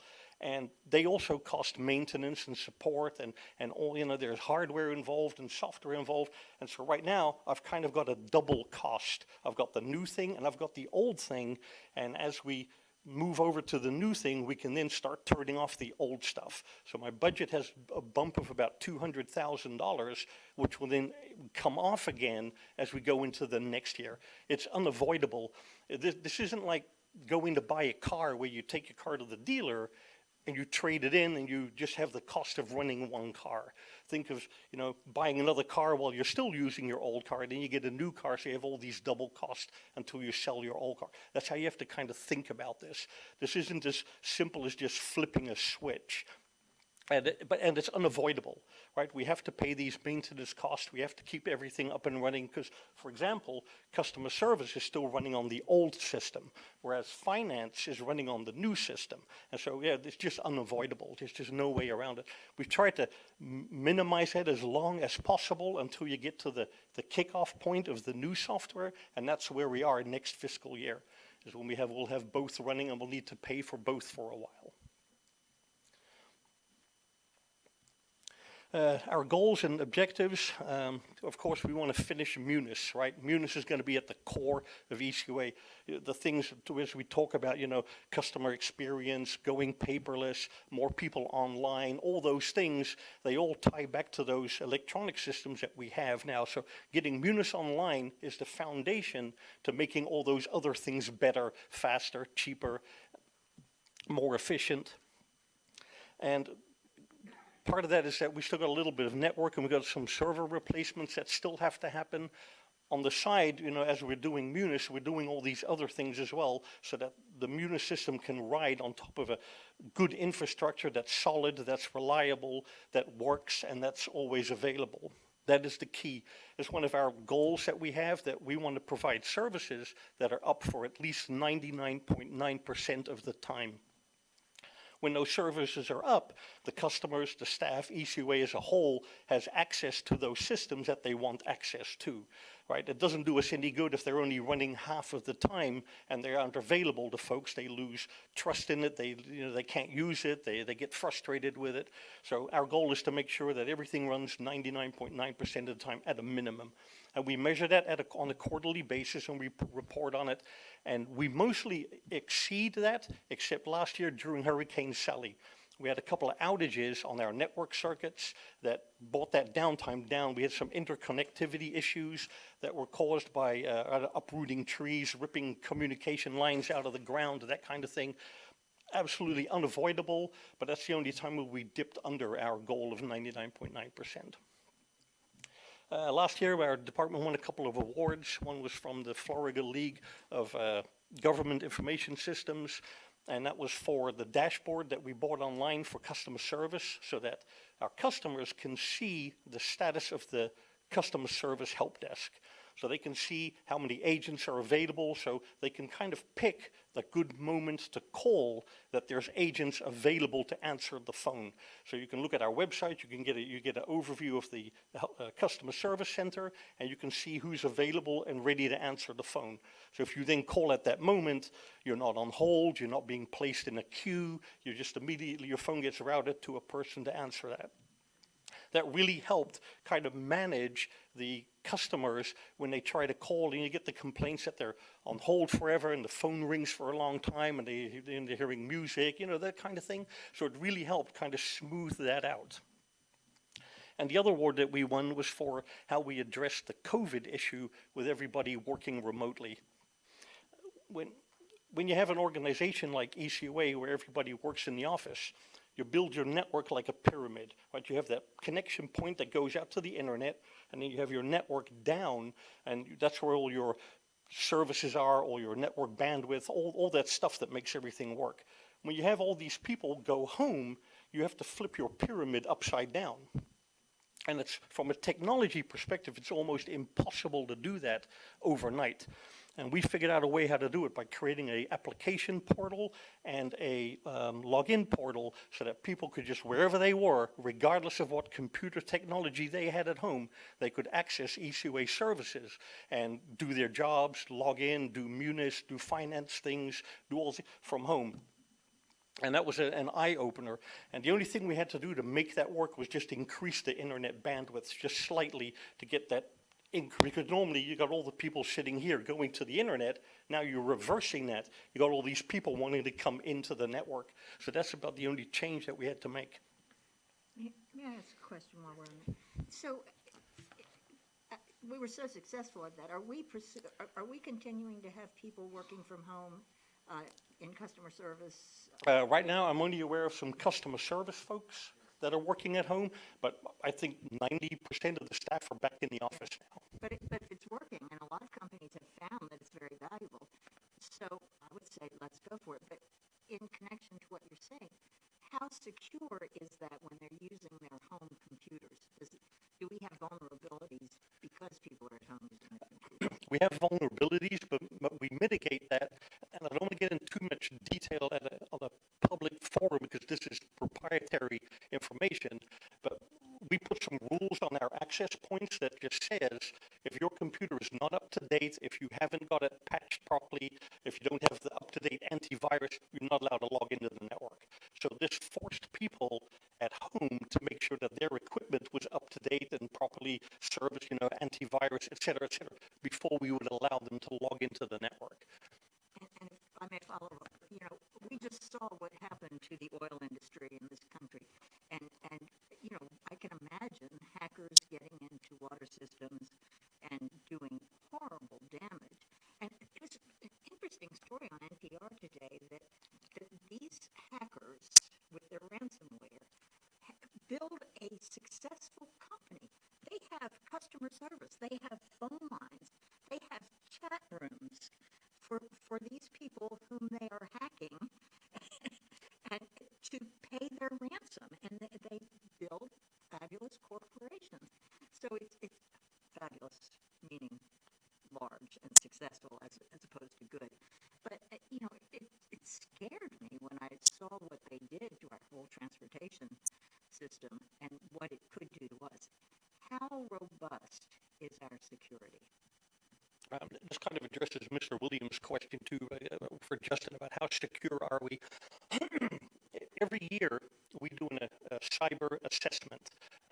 We either use Homeland Security's service, which is offered free to us, or we go to the private sector so that we get two different viewpoints. So last year we had a private sector company do a cyber assessment, and they found no issues, no vulnerabilities. They had some recommendations on how to do things a little different.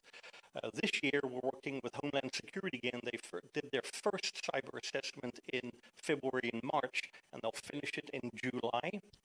And so far, their findings have also been that they found no vulnerabilities, no gaping holes, no threats, and actually commended us on some of the out-of-the-box solutions that we're using to make everything as secure as possible. So we do some things that other people don't, and the reason is that you have to balance security with business. If I make it really, really secure, nobody can do their jobs, right? The best security is to disconnect from the internet, right? But if I do that, it freezes, 80, 90% of what people here have to do. So I can't do that, right? I can't cut it off. But for example, one of the biggest threats is people clicking on links in emails. So when you click on the link in email, there wants to be a executable that runs on your computer, which triggers the malware, the virus, the ransomware, whatever it is. So we have a policy on our computers that says we will not allow an executable to run in that temporary space. So if you click on the link, you just get this thing that says access denied. It won't run. The problem with that is if I get an email from someone that invites me to go on a go-to meeting, something legitimate, and I click on that, it says, you're not allowed to run. So that causes work again on our part to make sure that that person can get on that Zoom meeting or can get on that go-to meeting. But I'd rather have the work and be safer than take the risk and have less work. And so these are some of the things that we're doing that other people just don't do because they don't want to go through the work. I've got probably 50 examples of these things that we're doing that other people normally don't do. But it's because of the work, and you've got to balance that business versus security. But ransomware is the thing that keeps me up every night. It's the one thing that I'm super scared of. let's see, some of our metrics and some of our goals. So like I said, we try to keep everything up 99.9% of the time. I report on that on a quarterly basis. We have systems that measure how much our systems are available. We want to continue our PC replacement process, that we don't want any computer at ECUA to be older than 6 years. We used to have 5 years, but the newer computers that we're buying are lasting 5 years without a problem. And we buy them with 5 years warranty, so if they die within that 5 years, we get a replacement anyway. So we think we can stretch that to a 6th year, which means that we're buying a few less computers every year. But the technology is so good now, it's all solid state. It's rare that we have a computer that breaks. And the new ones are so much more powerful than the older ones. We're replacing 15-year-old computers that were still running Windows Vista. Right? Somebody would click on a spreadsheet and it would take 15 minutes for a calculation to happen. Now they do it, it's 3 seconds. So we're giving a lot of productivity back to staff by putting all these new computers on there. So we want to maintain, we want to make sure that the staff have the fastest, most efficient systems to be able to give the data to the end customer for whom they're trying to, provide information for.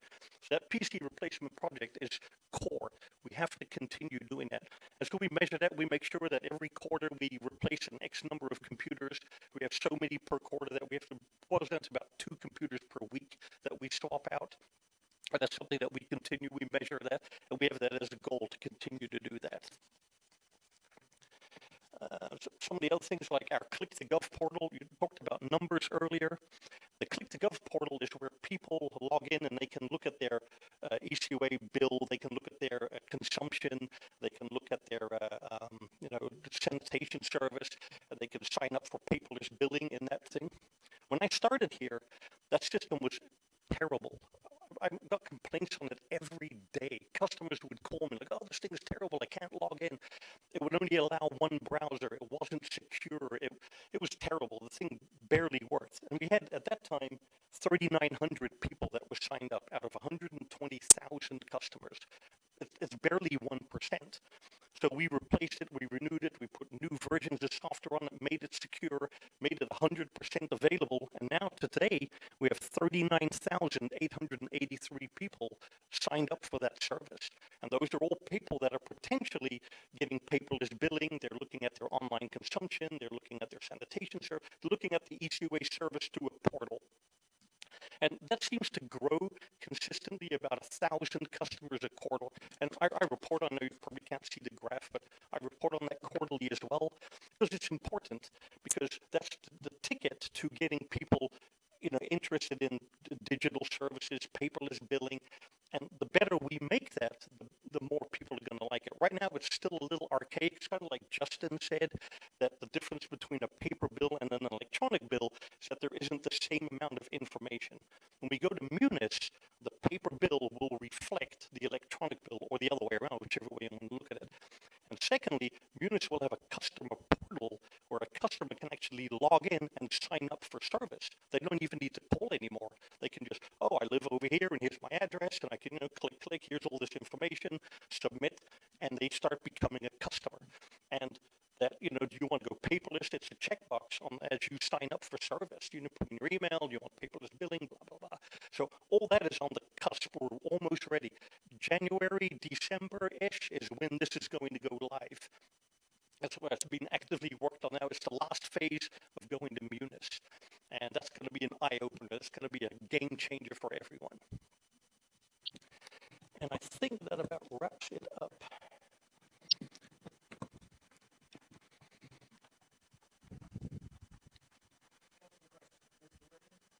Yes, ma'am. Thank you, Madam Chair. Munis is an acronym for? It's not an acronym. It's a brand name like Camaro or Dodge Intrepid or something. It's from Tyler Technologies, and their product's called Munis. And it replaces what we refer to as the green screen system. We have an old IBM mainframe that's 30 years old. It runs this green screen system. You got to use tabs and keys. This is all Windows-driven, Windows-based SQL Server, Windows Server, runs on regular Windows computers, and it's all mouse clickety-click stuff. And that the collective name is Munis, but it's finance, HR, payroll, what else is there? Document management. I mean, it's this whole big gamut of software that interacts with everything. Whereas now we have all these disconnected systems that don't move data. They can't get information from here into here and from there into there. But Munis magically moves all that stuff within itself.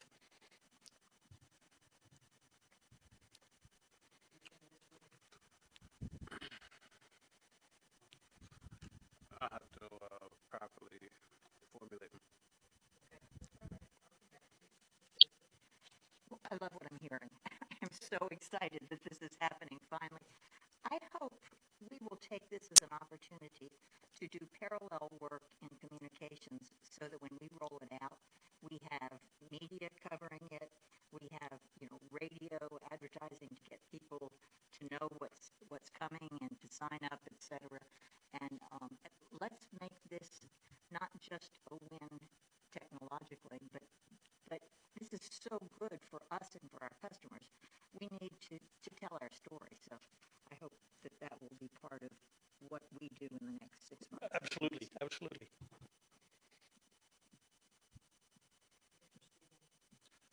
So first of all, thank you and Director Woody and staff for pushing this very long overdue technology. It's the more I'm listening to you talk and then listening to staff and then doing some research on my own, shortly after being elected, I was just in awe at how antiquated ECUA was, still is in some degree. So this is very long overdue.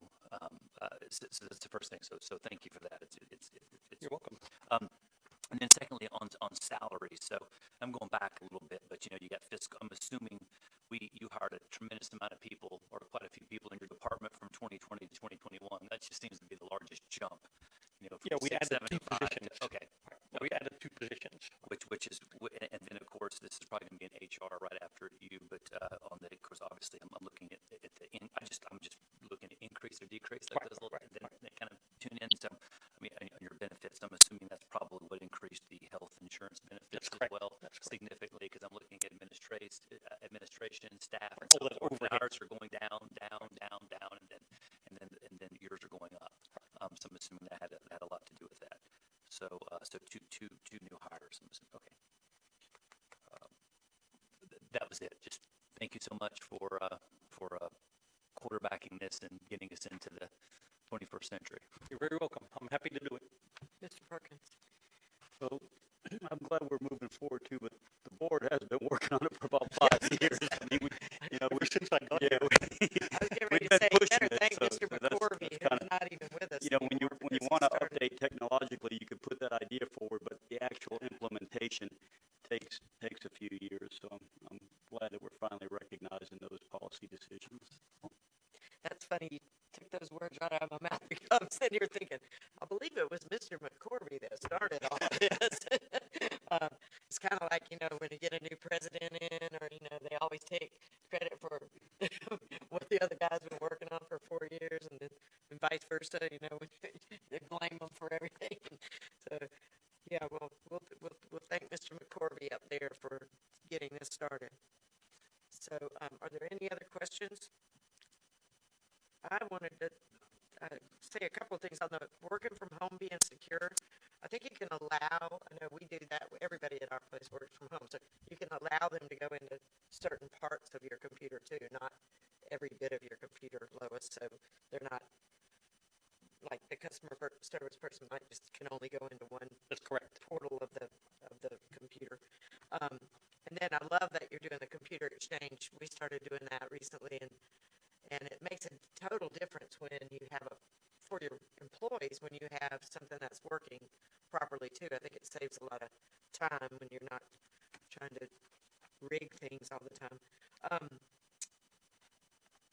One thing I want us to do is there any way we can make sure that we have the right phone number for our customers? Is there some way we can push out some kind of television ad or something? Because I have found over the last year, people complain about not being notified of different things, especially during Sally, and I'm like, what's your phone number with the ECUA?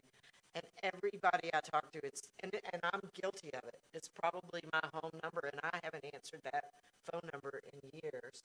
So we need to update. How do you get your customer base to update their phone numbers in your system? Once we get this live, could we do something like that where they can go in and I change have to their really phone think number? about that, because you're asking to put some information to people that, I don't know, updates their phones or their address books, or, I don't know, I gotta think about that. Yeah. Come up with something creative. So I That's know not when gonna be easy. Yeah, when I'm in 2 or 3 different portals that I can go in and change just my personal information, so I don't know if there's gonna be a way. So for each way of those, they have the right information. Our website, our Facebook page, they have the right information. People just need to go there and find the, customer service number that. No, I'm after talking hours. about, we have the wrong number for them. So like you can't call me because you don't know this number. ECUA knows my home number. And I think there's a lot of people that signed up for their ECUA service 10 years ago, and they didn't have a cell phone. Right. And so now we can't reach them. We can reach their home number, which, if they're like me, they never answer that home number. So Well, I guess once the customers have that portal that they have access to, they can go in there and they can update their own information and do all that just like I do if I move in on my bank and, all those things. Wonderful. I go and check those. So on their new customer portal, customers will be able to update their own information and provide a new email address or a phone number or something Right. like that. Right? I think we need to do some kind of, like Lois said, let people know about it, because, I'm still talking to people that don't have a clue about our recycle coach. I'm putting it out on social media every day, I think, and emailing it to people when they call me that I missed a pickup.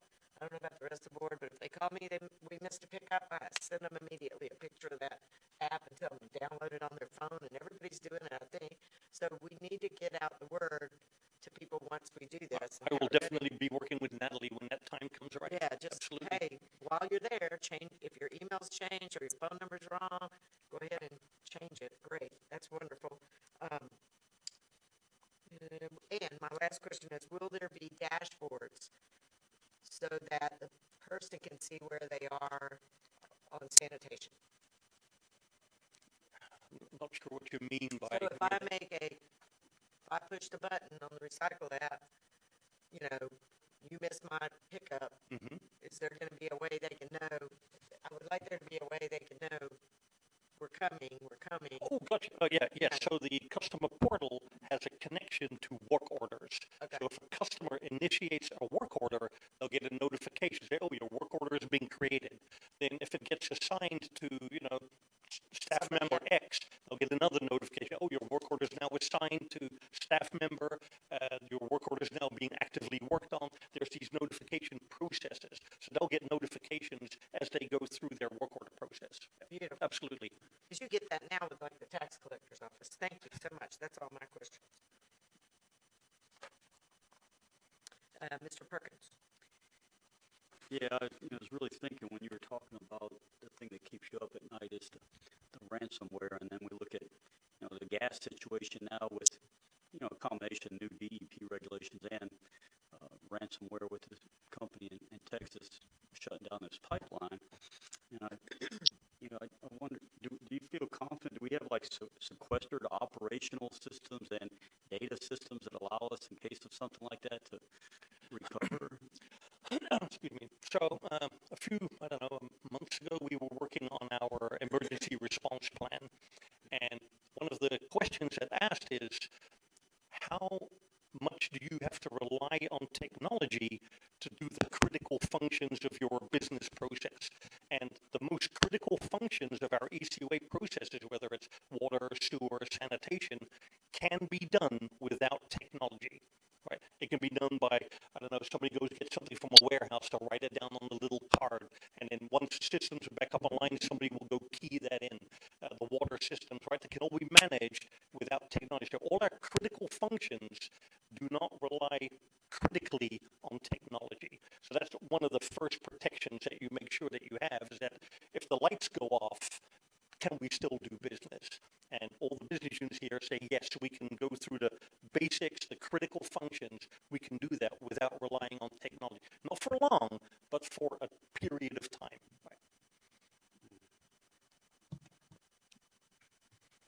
question. Thank you. Mr. Williams? So voice over IP, will that be improved as a means to communicate, or is that gonna go away? So we've had voice over IP at ECUA for about 10 years, but during our last network refresh, what we did, excuse me, we separated the phone network from the computer network. Because one of the issues that we were having is if there was an issue on the computer network, Gabe would lose his phones at the call center. And we're like, oh, can't have that happen. Or if something happened with the phone network, Gabe would lose access to his computers. And so we started separating those as we were doing the network refresh, which technically improves voice over IP performance because now your IP telephony is not competing with computer data on the same network. So the problems are being corrected with the separation of communications for data versus communications for... Right. That's resolved a lot of issues. I think ever since we've done it, I don't think Gabe's phones have gone down anymore. And that's the new norm? Yes, that's the new norm. Okay, Absolutely. Thank you. How long is the technology that you're purchasing scheduled to last before you have to purchase new technology? It depends. Everything we buy has a certain life cycle to them. We're getting ready to buy some new core network components. They have a life cycle of about 5 to 7 years. We have other things that have a life cycle of 10 years. Some things only have a life cycle of 2 or 3 years. So it just depends on what it is. Software applications, you're lucky if you get 2 years out of them. And then there's new versions and, new server versions, new operating systems, kind of like on your phones, right? You're all continuously updating those. So yeah, we always watch for life cycle when we purchase something to make sure that that life cycle makes sense for us from our budget perspective. We don't want a life cycle that's too short, but we also don't want that so long that you're still running a 30-year-old green screen, right? I guess lastly, when you talk about the customer portal, that will be on the new NINIS Correct. system? Correct. And that is how the customer will have an improved experience? Absolutely. Okay. Absolutely. The customer portal we have now is a little disconnected from our main systems. The new portal is going to be at the heart of the system. Is this going to be on a website, or where will Yep, there'll be a website. People will just be able to log in, customerportal.ecua. We haven't got the name yet, but something like that, and they'll be able to click on there, log in, and get their information, update information, start, stop service, all those kind of things. Okay, wonderful. Glad to hear that. It's all be by the end of the year too, right? Right. This year. So, they have been working on it for probably 5 years. 5 years now. Thank you. Do we have any other questions? If not, thank you so much. We're always very happy to see you coming up to that podium. You're all very welcome. Give us Thank the you. update. We're very, very much waiting the end of the year. So now we will move to Human Resources. Ms. Scruggs. Big goals. Hi, good afternoon. I'm Kim Scruggs. I'm the Director of Human Services. So I'll start off with the overview of our department's primary responsibilities. We're responsible for managing the entire employee life cycle for about 600 employees. And that ranges all the way from recruitment and onboarding, training and development, employee engagement, recognition, discipline. We do have 3 divisions in our in human resources. There's the administrative division, and then there's also risk management and HR. So within those last 2 divisions, we administer an employee group benefits program that includes such things. Actually, y'all hear an item on that at the next CAC meeting for medical, dental, life, the employee assistance program, all of those benefit components for our employees. And then we also administer risk management programs that includes the insurances for workers' comp, property, auto. We're self-insured for general liability, and all of that is managed under the risk management programs. And then with everything, we maintain compliance with federal, state, and local regulatory requirements. So that's kind of the overarching responsibilities. And then within our department, we have 13 employees. We do right now have a part-time student intern helping us on some projects. The 13 employees include myself as the director. We have 2 managers. We have a risk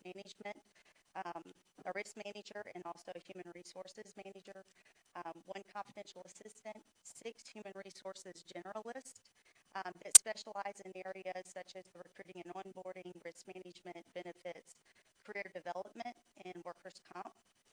We have 1 workplace safety and training specialist position that's actually vacant right now, but we're working on getting that filled.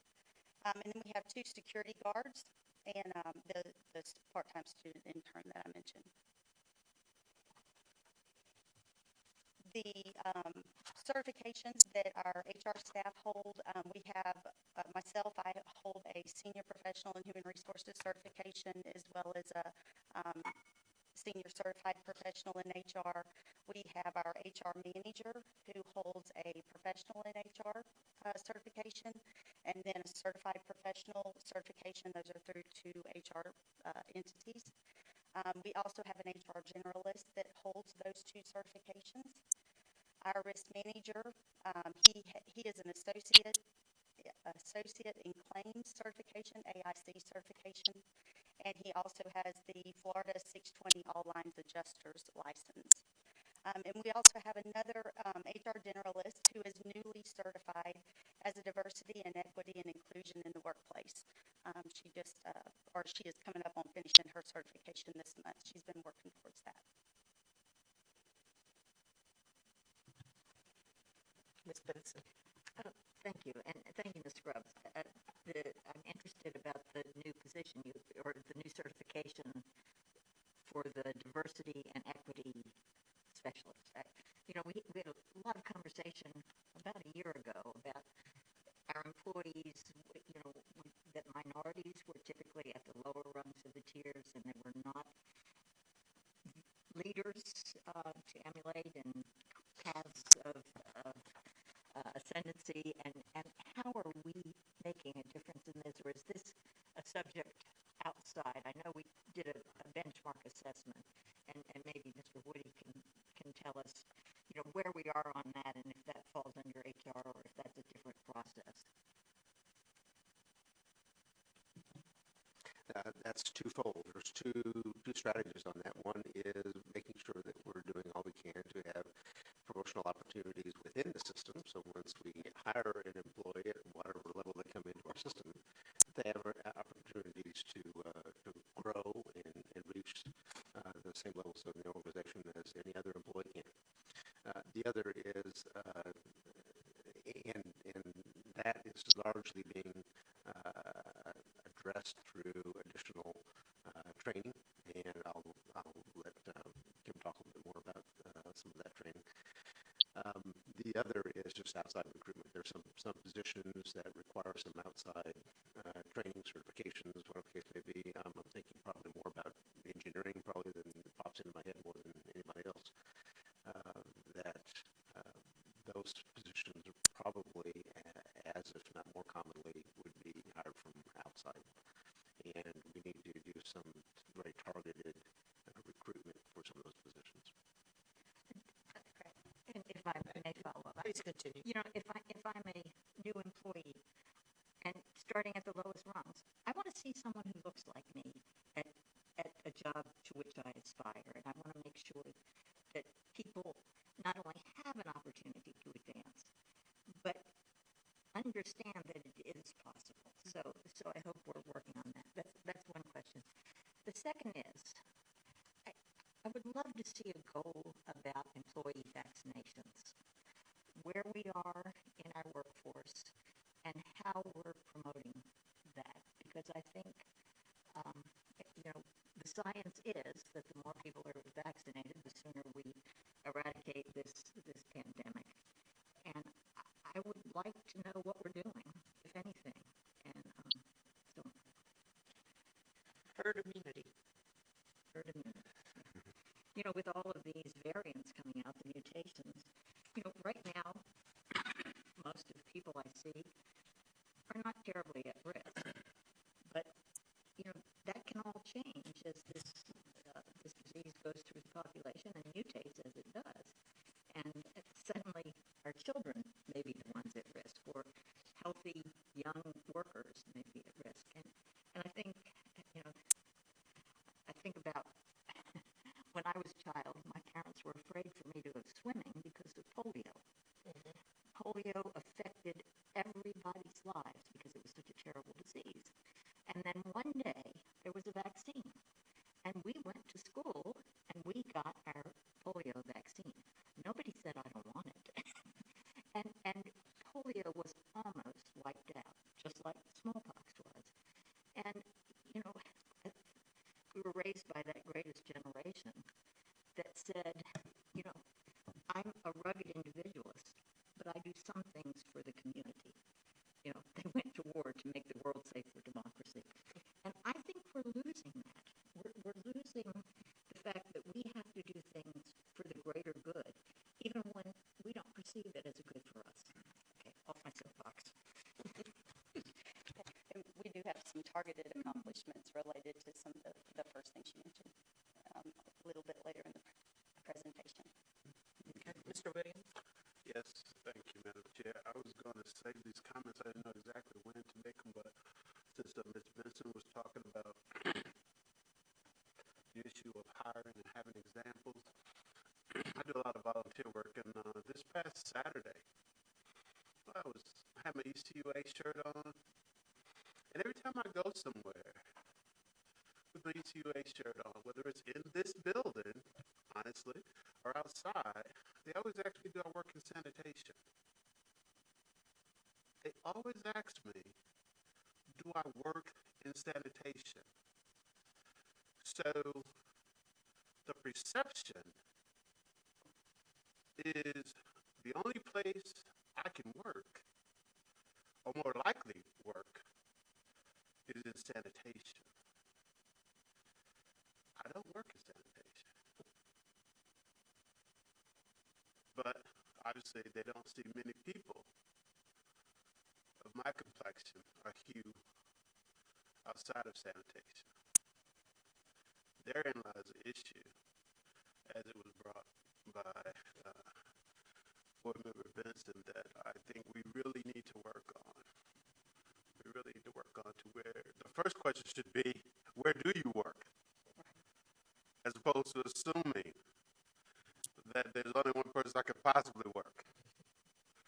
So I would like to see numbers that reflect hiring goals and how we plan to reach them, to where that perception is null and void, and I'd be one to champion that fact. But right now, the perception is that it's not a company for everybody, I guess. Thank you, Mr. Williams. Ms. Schneider? Do people who work in sanitation wear those T-shirts that you were wearing? Missed the point.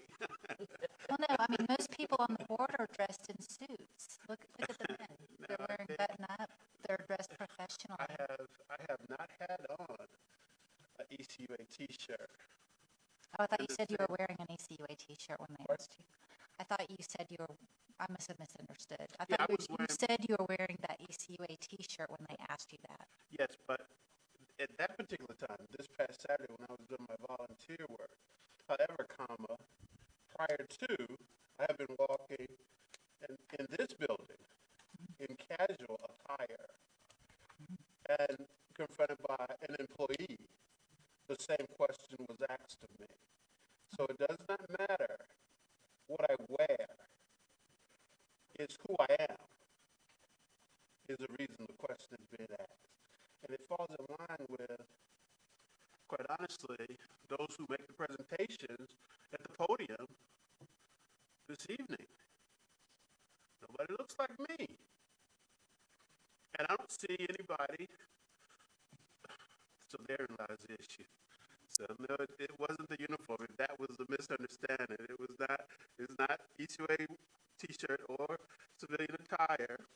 It's it's in the building or outside, if, they think you work for sanitation. So that's the bigger issue. I want to make clear that it's not what you have on, but basically it's the hue of your skin color. I understand. And just kind of to jump to it, one of the objectives that we have, targeted accomplishments, is to roll out implicit and explicit bias training for all of our employees to help us be more aware of where our biases lie and how we assign stereotypes based on a variety of things and the type of damage that that can have on relationships, as well as the image that we portray of ECUA and of ourselves. So I just kind of jumped to that real quick because that is something that we do have on the radar to roll out, and it's not going to be just a training initiative. It's going to be a concept, a mindset shift that we're going to stay on top of and continue to, and you'll see it as we go through more of our goals, where we're going to just infiltrate whenever employees walk in the door, starting with the core values, which one of those is diversity, one of those is quality, service, and then start there, and then throughout their career, they're going to continue to have those core values and the training that we provide reflected in their work environment, and is also they're held accountable to those standards that ECUA has. But I was going to cover that just a little bit later. In terms of our key goals, so this year we did take a little bit of a I different have one approach. question on. Oh, I'm before sorry. you move on. And that was fine. So just to reiterate, Mr. Scruggs, I mean, I can make an assumption that ECUA, just to follow up on Mr. Williams' statement as well, that we are an equal opportunity employer here. We don't discriminate based on race, color, religion, ethnicity, sexual orientation. And I'm assuming that Mr. Williams, you're referring to the upper level positions, senior positions within ECUA. And I haven't had the opportunity to meet every single upper level senior staff member here to designate what ethnicity they happen to be.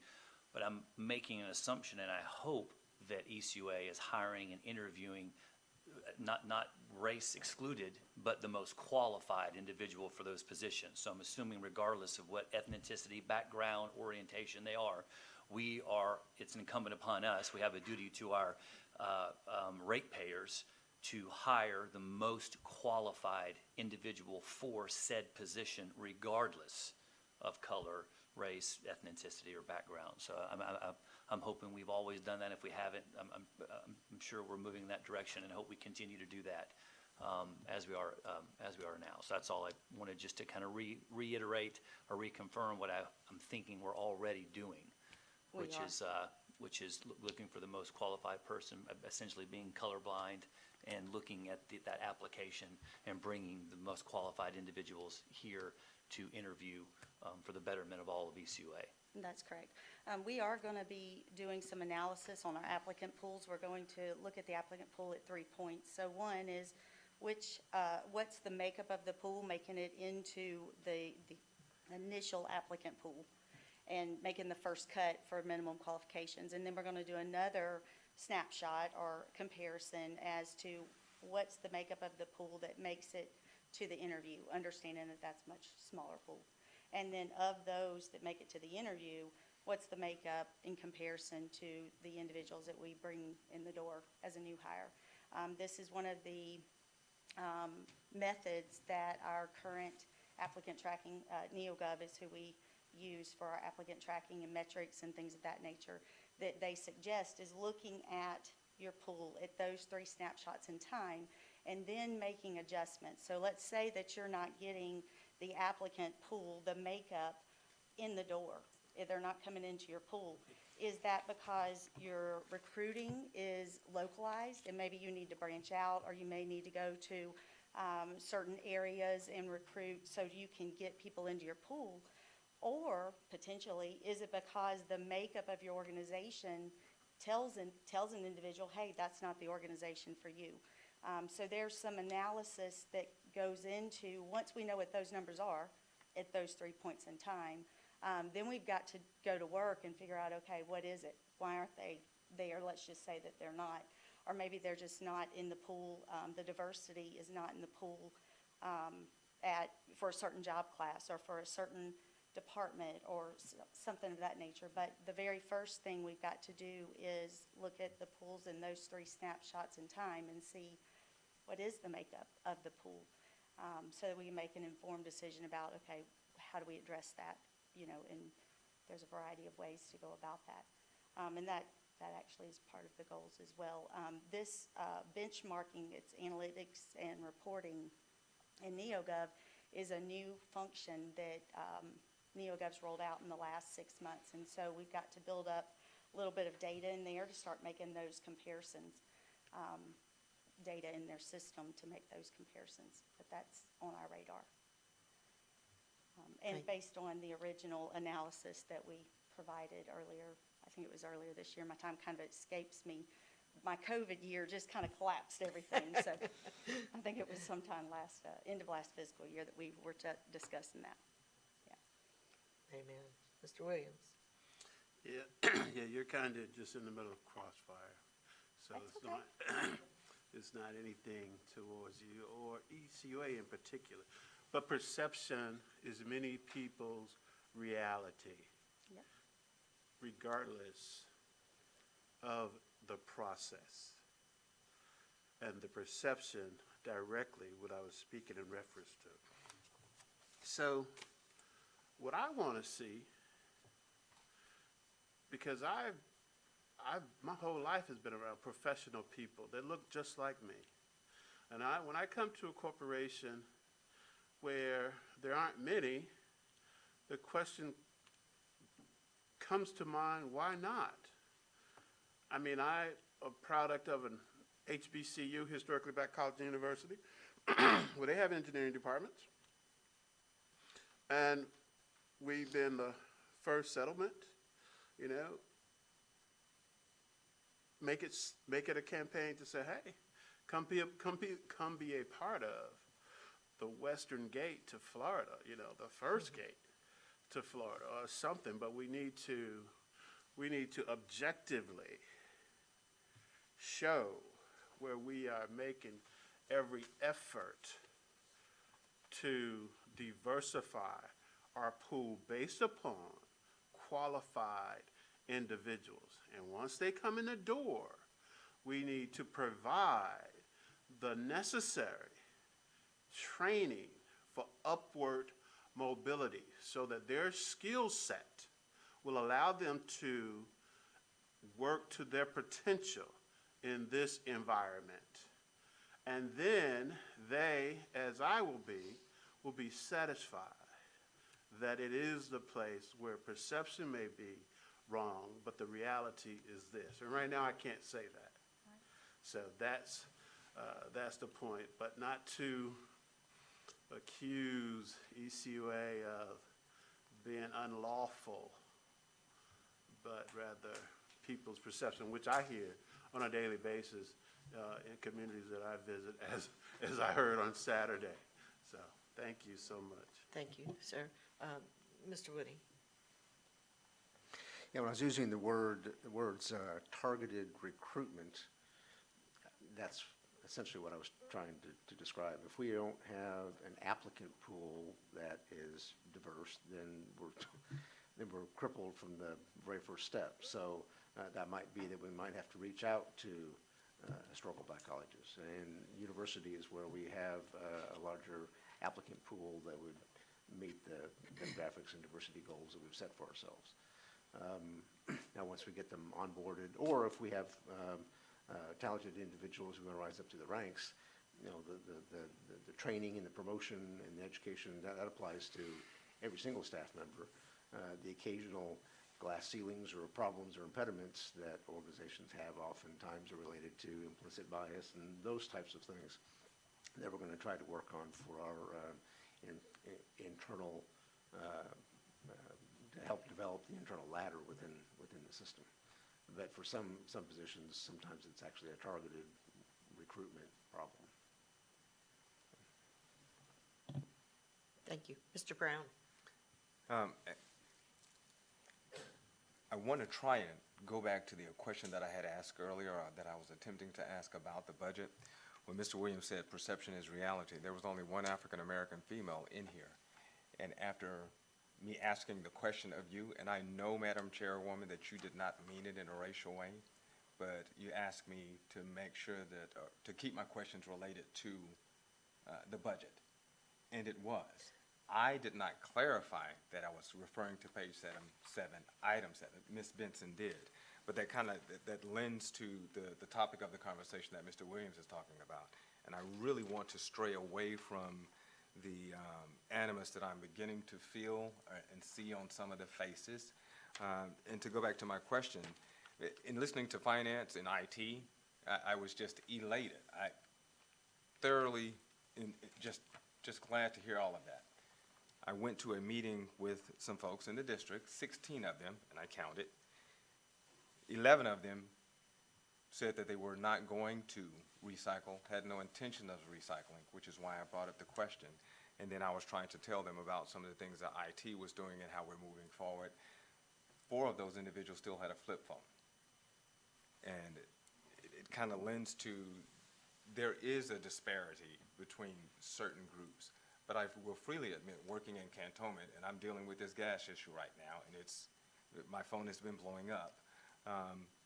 But there are just as many folks of white individuals who are dealing with the same type of issue.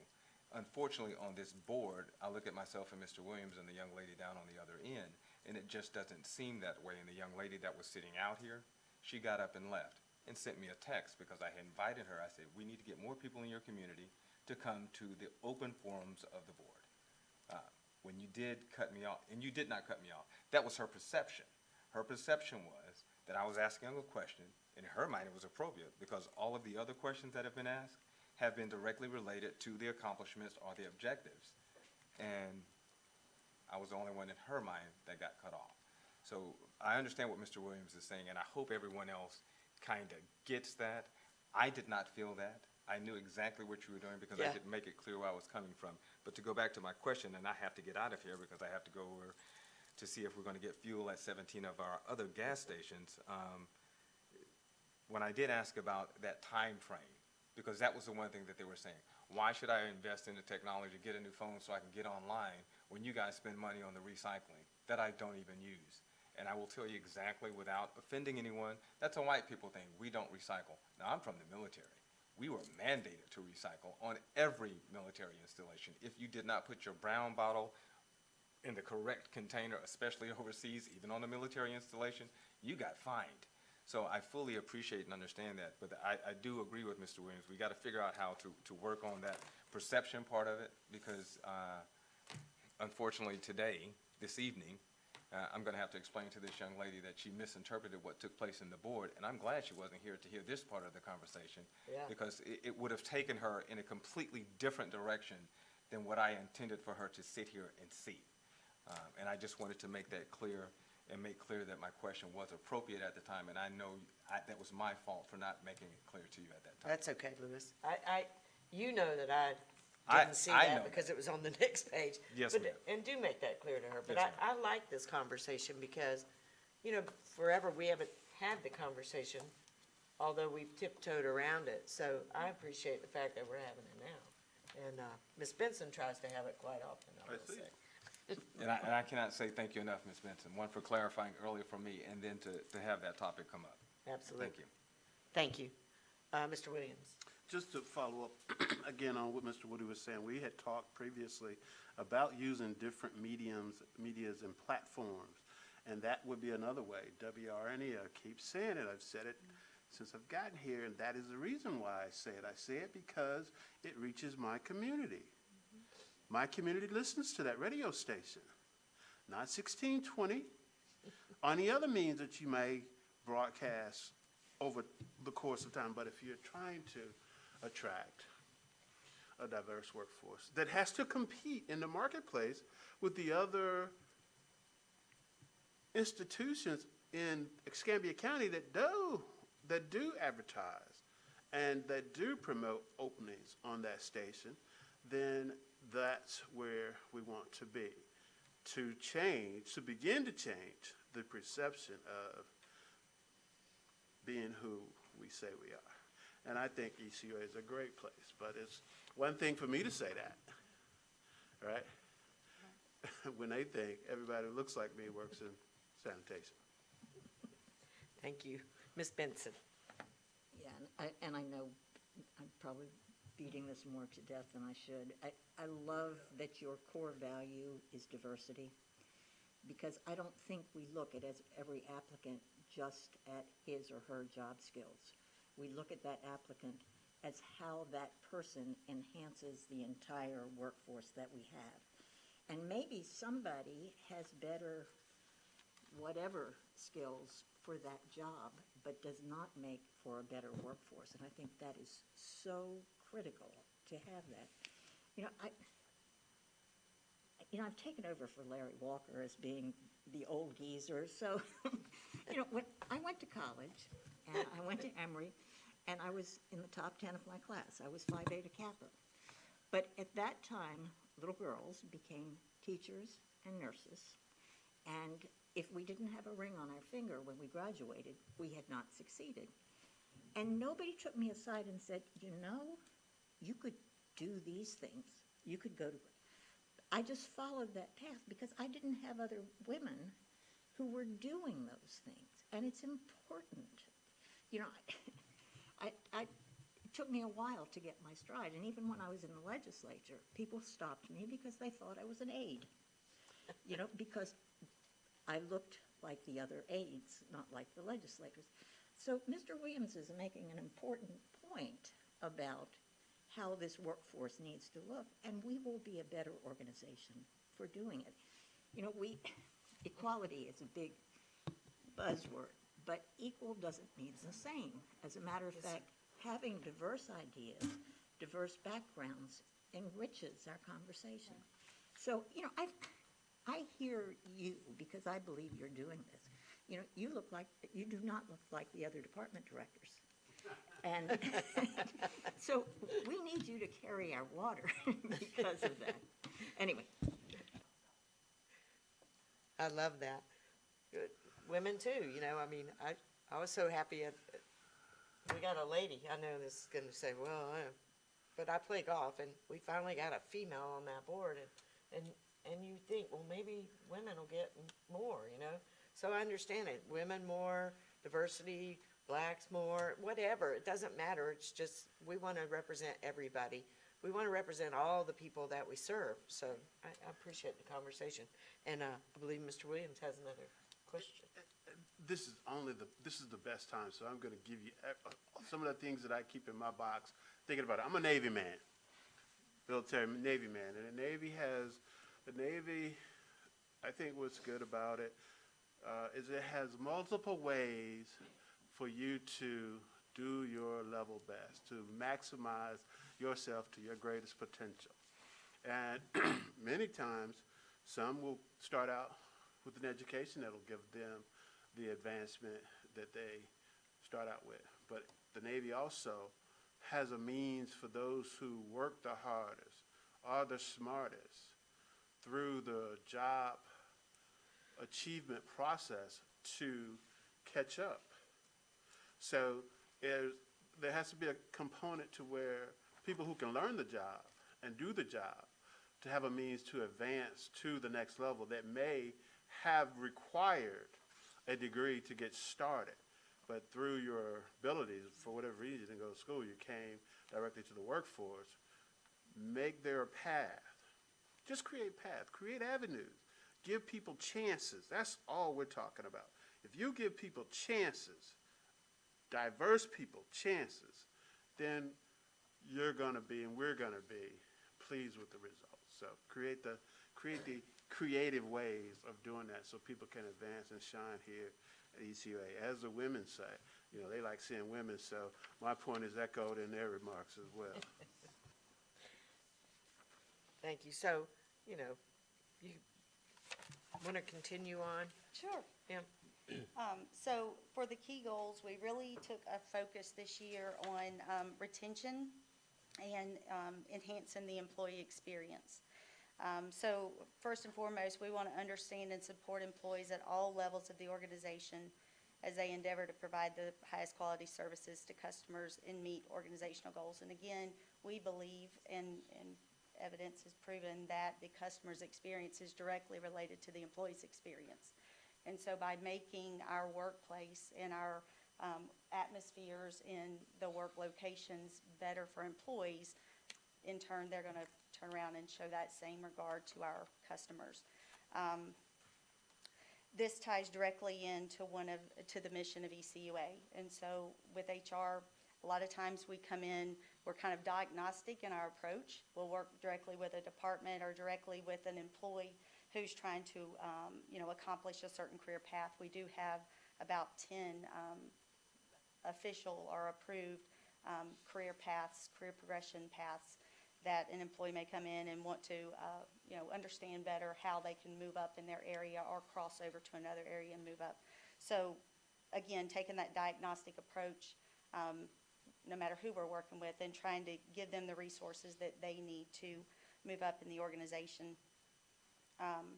The second goal that we have is to develop and maintain effective cross-departmental relationships that foster collaboration and shared responsibility for organizational success.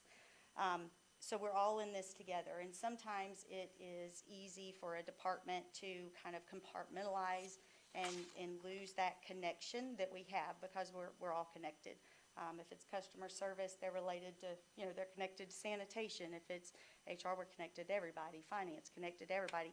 And so this is really just to keep in front of us that one of our jobs as HR, because we do connect to everyone, is to try to keep those barriers broken down between departments, and to foster healthy relationships. So with us being an example is with us being involved in the risk management area, a lot of times we'll go into a situation where there's a customer service component, there's a regional services component, or maybe a sanitation component.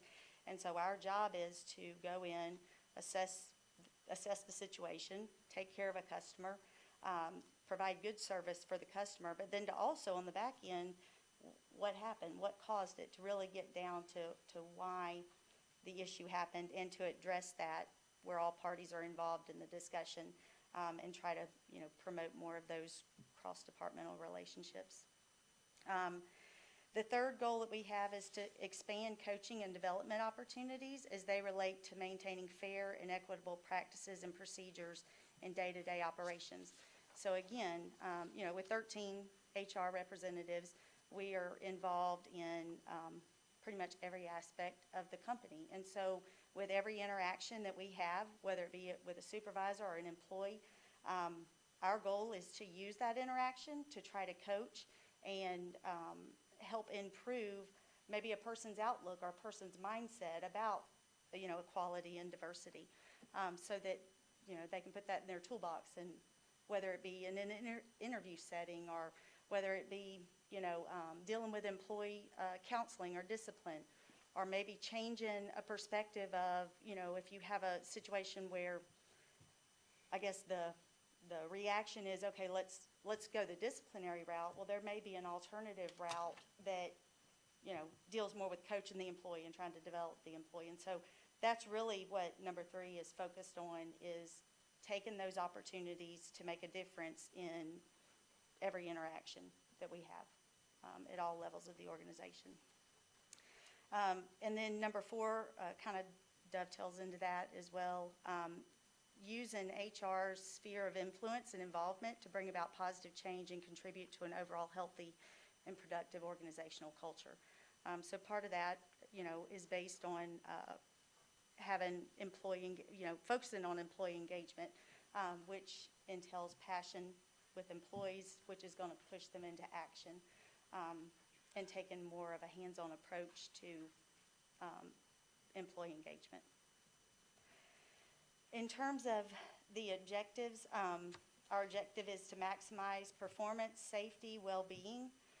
We added well-being this year. We felt like that was kind of a focus on the employee, looking at the employee's involvement and bringing them into the equation rather than it being imbalanced and kind of only focused on ECUA. Go ahead and bring in well-being of the employee, efficiency of our workforce by working to sustain the work environment that promotes employee engagement and motivates employees to achieve success both personally and for the organization, and trying to bring that balance back in. What we've seen in many articles that I've read is post-COVID, employee generally, in an overall sense, employees' perspective of work has shifted. So prior to COVID, employees have been through a lot since then. They've learned how to work remote. They've situations that employers never thought they would offer, such as being able to work remote, they've offered. Now they know they can do it. And so the employees' expectations have changed of their employer. And so we want to, kind of bring that in, analyze what we learned over this last year, survey the employees to find out what worked, what could be improved on, and then use the things that we learned from the employees and that we learned over this last year to move forward and make our work environment better for employees as well as ECUA, because they are connected there. We do have a list of accomplishments. So we did take a shift this year and moved from more of the, I guess you would say transactional approach to more of the consultative approach. So the number one thing we want to do is survey employees to measure employee engagement. That's not something that we have done, at least in the 8 years that I've been here. We have typically surveyed employees about benefits and health and wellness programs, but we've kind of steered away from the employee engagement side. So we want to incorporate that in this year to really understand why employees stay. Why do they want to come to work for ECUA, so that we can expound upon that, and then also improve the things that we can. So this year, that survey will be used as a benchmark, okay? The second accomplishment, we want to develop and implement a training series for all employees. And that training series will incorporate respect in the workplace, implicit bias, but also explicit bias, effective communication, and emotional intelligence. Some of those training modules will be rolled out electronically, like an on-demand course. We actually have a learning management system through NeoGov. So some of those will be tracks that will roll out organization-wide. Some of them will be third-party training that we're going to provide to the employees.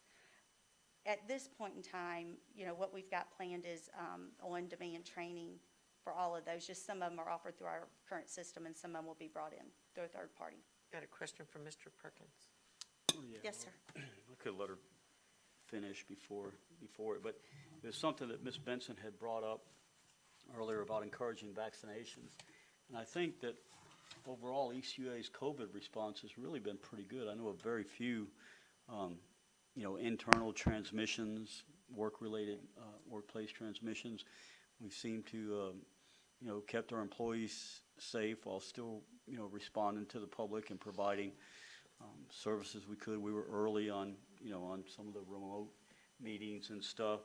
And so I think overall our response has been good, and I'm hoping that our response as we return to normalcy will be, just as good. And I think we need to start preparing and transitioning for that. The truth is that a great deal of the population has been vaccinated, and the risk factors are starting to decline, especially for adults who've been fully vaccinated and who work outside. Very minimal risk. I work in a school, a middle school. It's really packed and really crowded. They're not requiring masks of people in general, but I think particularly people who've been fully vaccinated and through the 2-week period post then, is it smart to have them wearing masks anymore particularly when they're working outside, and it's hot and they may need air. I think that we need to start looking at giving people the option of, transitioning out of that. We need to start looking at having in-person meetings again, staff meetings. where people can get together, and actually have those human bonds and those working relationships that make an organization effective. A company picnic. We didn't have a company picnic this past year because of COVID. That brings a lot of, when you actually get to, meet the employees and as a board member, talk to them, shake hands, hug their kids, stuff like that. I think that bond as an organization helps, and see people that look like us, you, Mr. Williams, and individuals and the diversity we have, and get out there and let people know that, that we're here and that we want to encourage diversity, and we want everybody to feel a part of, it sounds corny, but a part of the family. That's part of an organizational morale. But I think, we come in here, and I don't know how many of our employees here are vaccinated, but, they're all 6 feet apart, they're all wearing masks, and my principal, I encourage the mask, believe me, I encourage the mask, particularly people who are not vaccinated. But my principal at the school I worked at said, that the policy is that the masks are recommended. He says, but I don't know, should I be wearing a mask? He says, I'm fully vaccinated. The chance of transmission or me catching it or transmitting it to anybody are practically zero. Am I being hypocritical by wearing the mask? Or am I setting a good example for the kids who are not vaccinated? So it's a school, so it's a little bit different. But I think we need to start preparing for a transition away from the COVID restrictions, as CDC, guidelines permit, and as governmental guidelines permit. But I'd hate to see us get to a point where we've got 85% of the population vaccinated, and we've still got these windows up, and we can't have a company picnic, and we've got all the staff sitting 6 feet apart and wearing masks. So I think we need to at least start from a human resources standpoint, just start looking at how we might slowly return to normalcy and not just wait for it to happen. Even Publix took down the mask sign this week. Thank you, sir. Mr. Woody. I didn't reply to Ms. Benson's earlier comment because the subject changed and kept on going on, so I turned my microphone back off. But on the subject of keeping some kind of records on or determining how many of our staff have been vaccinated or encouraging, we got a twofold problem there. Most of it all in the legal realm. Number one, as an employer, we can't force our employees to be vaccinated. And then we have the whole HIPAA issue of sharing information that's medically related. So that's really our greatest challenge. Encouragement and having programs to do that absolutely are important. You're right, we have been pretty lucky. We, to our knowledge, we only have had 3 employee-to-employee transmissions. We have a total of 92, is that still that most accurate number? Yes. 92 staff who've had COVID that we're aware of. Obviously, those have come from other sources outside the organization, however. On the subject of trying to get back together, we do, in fact, we just talked this afternoon about getting away from a requirement for masks. Now even the city of Pensacola has dropped that requirement if you've had a vaccine. So we will now be recommending in public places, but not requiring, if you, especially, and we'll have a note on there regarding vaccination. Recommended if you're not vaccinated. As far as getting back together and having a kind of an employee event, or et cetera, we are already starting to take a look at the fact that this August will be our 40th anniversary for ECUA. So I think it's a wonderful time to get back together and celebrate that. So we're starting to have some conversations on that topic. Very nice. Thank you, sir. Mr. Stevens. And Mr. Woody, this may be I'm not sure if this is a Ms. Scruggs or you question, as was brought up about the mask as it relates to ECUA. I know we've opted to kind of continue that, err on the side of caution for a little bit longer internally, but are we requiring our drivers driving by themselves to wear a mask in the trucks, or are we requiring our outside workers to wear a mask when they're outside? I'm assuming, hoping not, but I'm not sure. Yeah, we haven't been doing that Anyway. outside or in single, but we are getting ready to further change that requirement regarding in public buildings and spaces. Correct.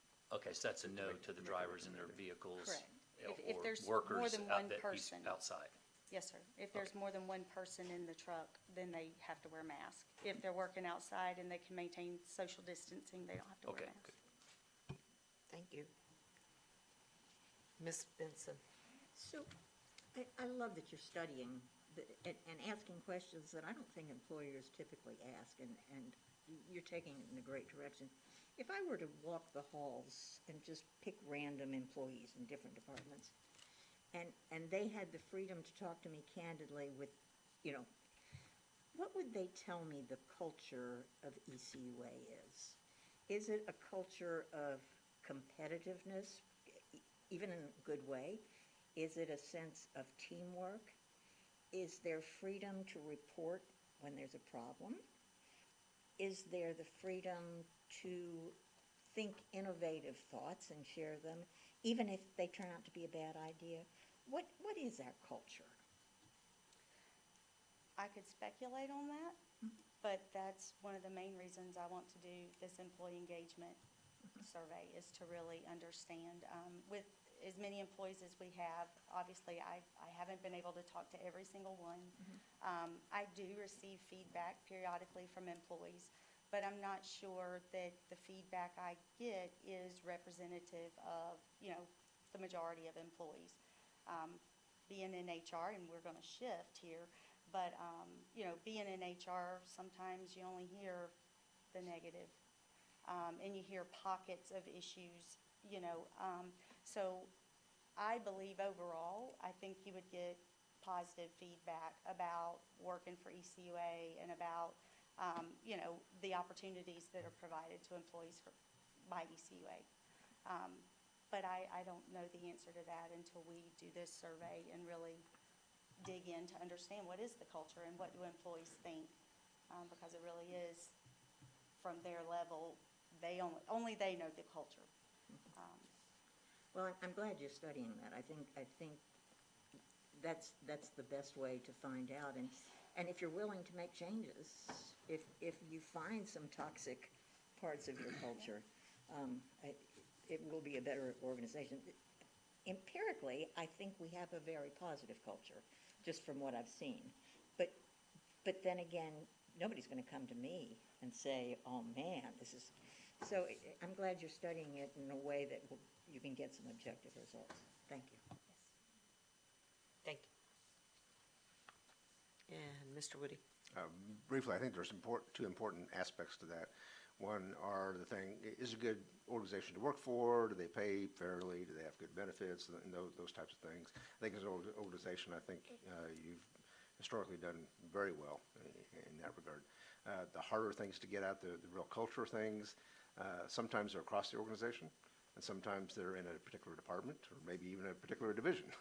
If you read HR periodicals with any regularity, everybody complains about pay, but when they rank the things they like or don't like about a job, pay usually winds up being like fourth or fifth. And oftentimes when somebody leaves an organization, they don't always necessarily leaving the organization, they're really leaving a supervisor they don't like, or a particular problem like that.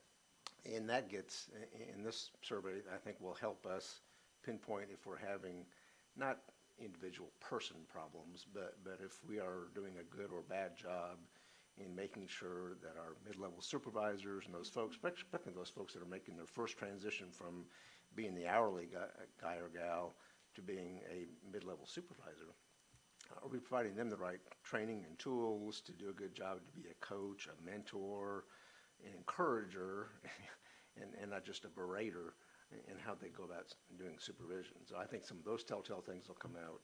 And if we can work on those kinds of aspects, especially in middle management, that'll help our overall culture and our ability to help each other across departments and across divisions more than anything else. Thank you, Mr. Woody. Ms. Benson? I have just one more question. Have we done a pay comparison in our community with what we pay our workers in comparison to what's being paid in the private sector? I guess turnover is the ultimate answer to that, but I just, Yeah, we did do a compensation study in 2019. I cannot remember off the top of my head which salary survey they used. We used Cody and Associates, and that entity had some salary surveys they had performed for other entities locally. I just don't remember which ones they benchmarked us against. They also benchmarked us against the region. So they did like a regional look. There was a smaller, maybe the tri-county, and then there were some individual organizations. I think they were all government though, but I could look back and see what our comparisons. I mean, as long as we're doing budget, that's an important question to ask as to where we fall, so thanks.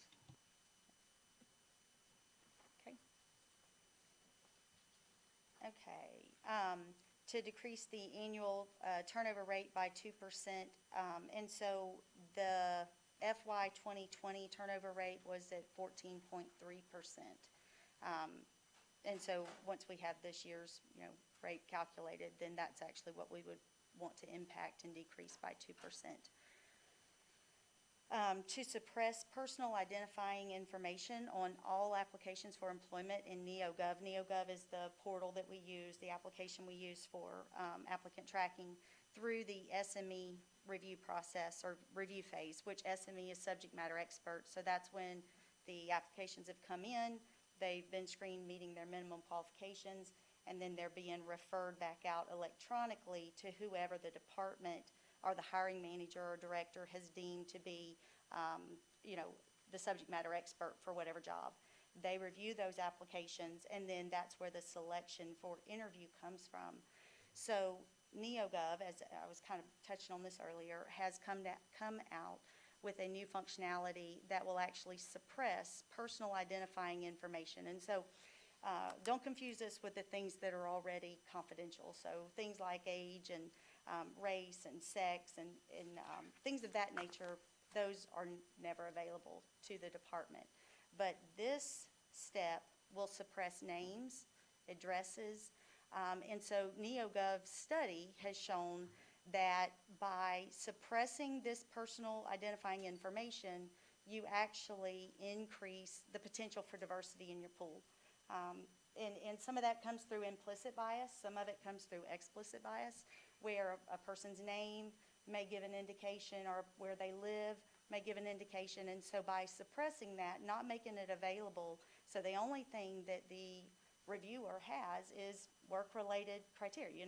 Where did they work? What did they do? What's their education level? Those things that are job-related, they make those decisions based on that job-related information.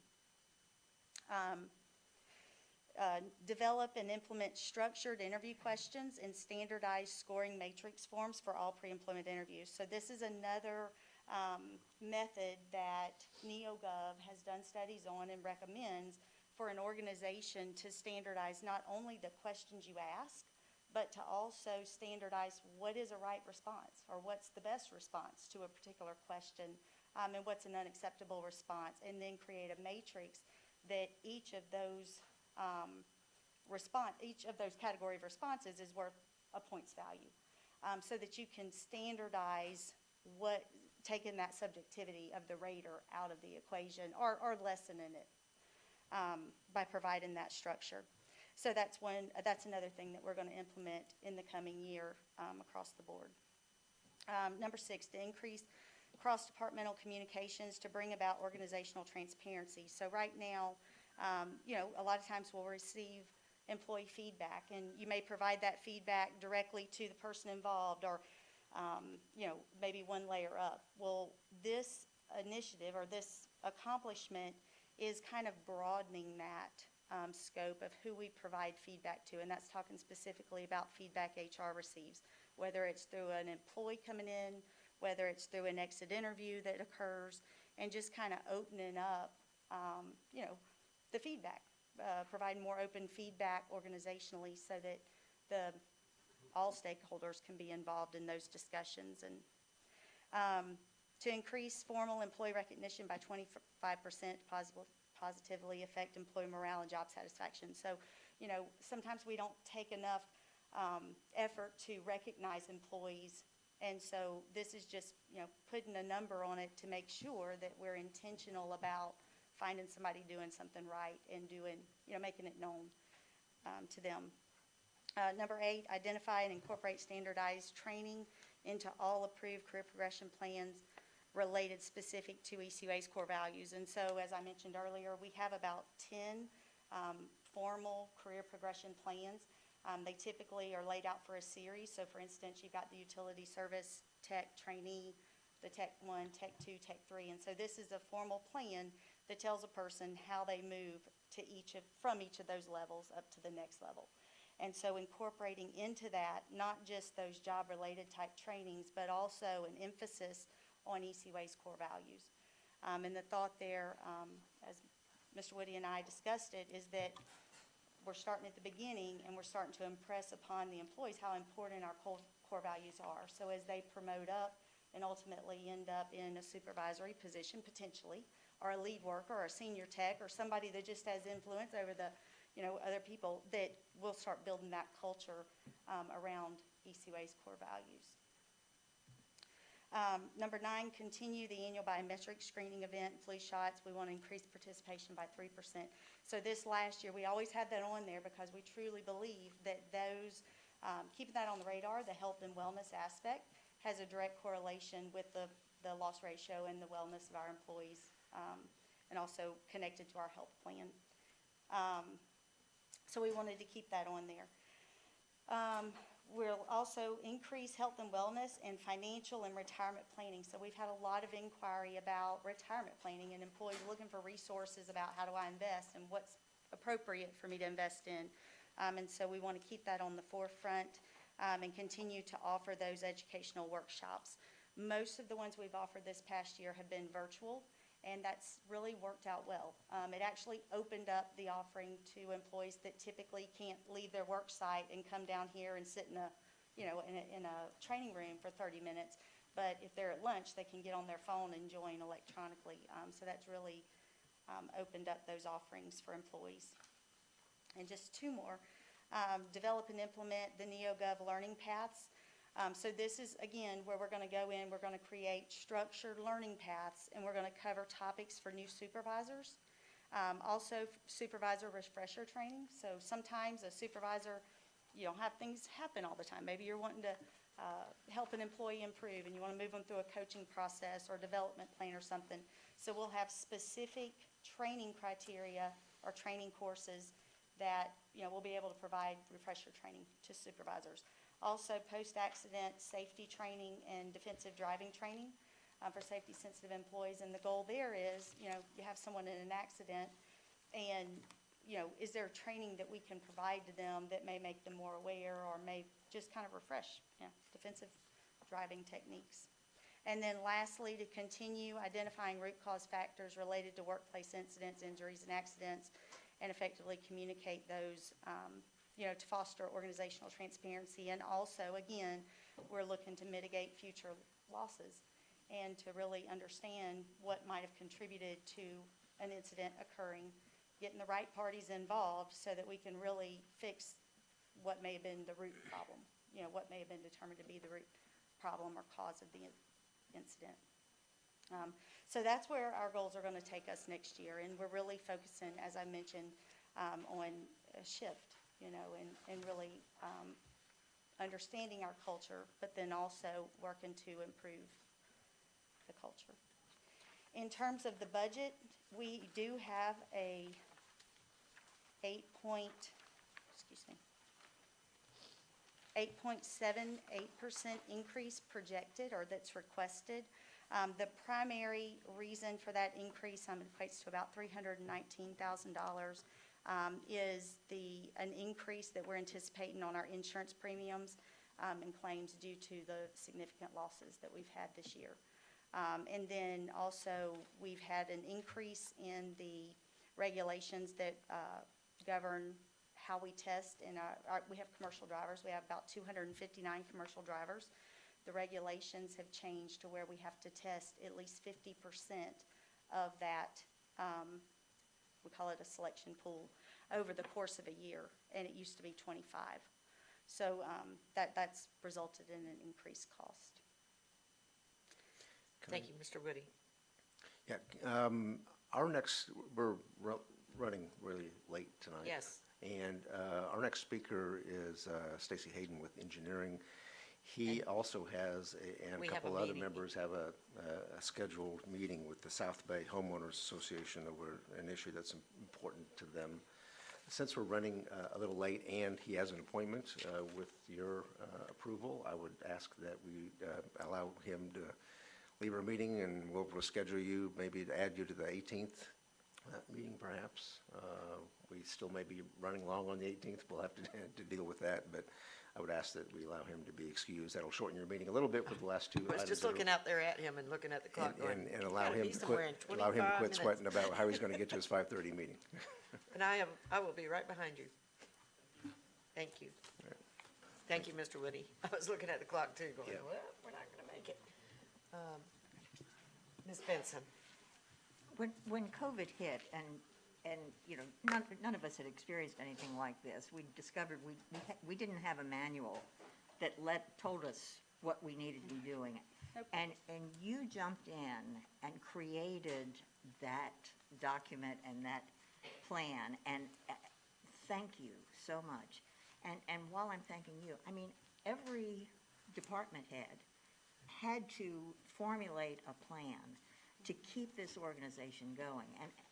And I can't say enough kudos about our workforce at every level and how they responded to COVID and kept utilities flowing and sanitation going and everything else. So I cannot compliment you enough, but thank you, Kim, for what you did. And it was a lot of folks involved, just as you mentioned. Definitely. Thank you.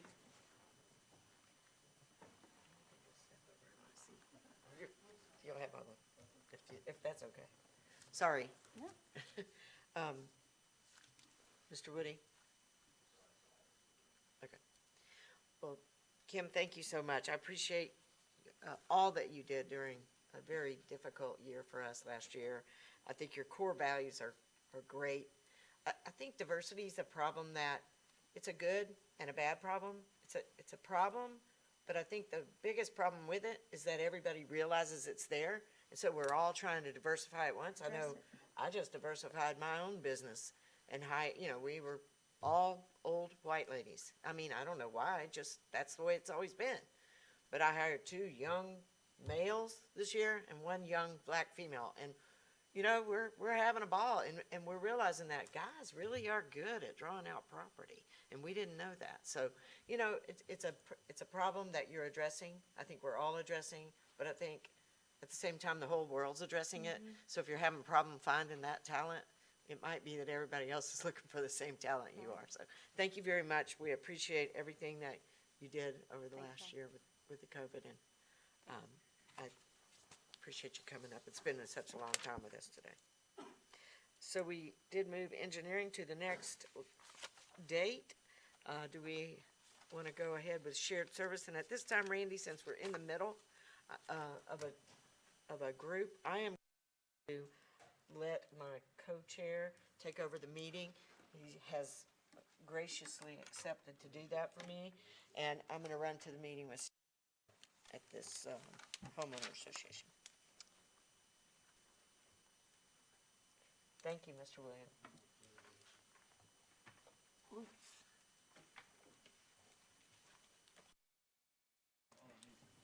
Yep, you want to just take it over there? All right, there you go.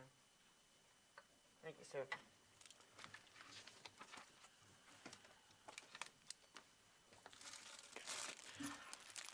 Well, good afternoon, everyone. I'm Randy Rudd. I'm the Deputy Executive Director of Shared Services. Shared Services is an umbrella department that encompasses IT, customer service, sanitation, including the MRF and compost, and facilities, fleet maintenance, excuse me. We have in all those departments almost 220 employees, which is about a third of the entire ECUA workforce. I'm covering sanitation at the next budget meeting, so today I'll just be speaking about shared services, which, the main function there, other than overseeing all those other departments, is public information. We just had a new hire in shared services. Jessica is our new social and digital media coordinator. She will be, wave at everybody. She will be doing a lot of work on our website, Facebook, and just general public information, as well as helping with the agenda and the minutes for the board meetings. So we're looking for great things out of Jessica going forward.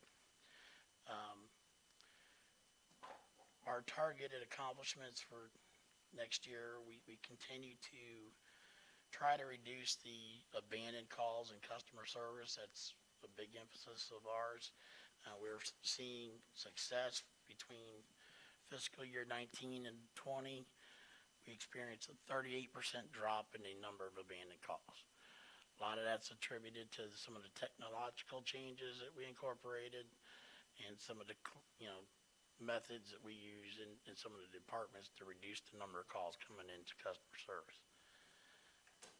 To date, in this fiscal year, we're down 33%. So over the last 3 years, we went from almost 18,000 abandoned calls to 6,600 last year, and this year we're down to 2,200. So we're definitely making improvement in that area.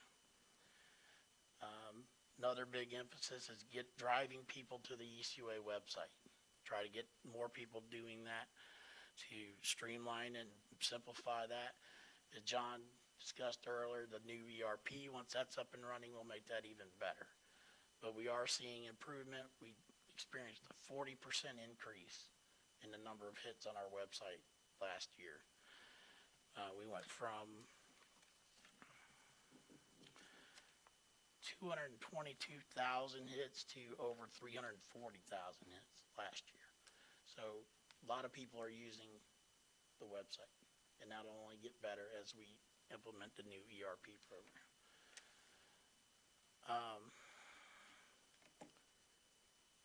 The Recycle Coach, as you all are aware, is a new app. We're driving people to that as well and trying to get the word out on the availability of that new app. That'll be something we push on social media and the website going forward. We're monitoring that every month, and we're seeing steady growth. It's slow, but it is steady growth on the number of people using that application. A lot of discussion earlier about electronic billing. Our goal is to increase that 5% per year. In fiscal year 19, it went up 13%. In 20, it went up 11.7%. And we're seeing an increased use this year. So that is continuing as well. And again, as the ERP comes online, we expect that number to increase dramatically.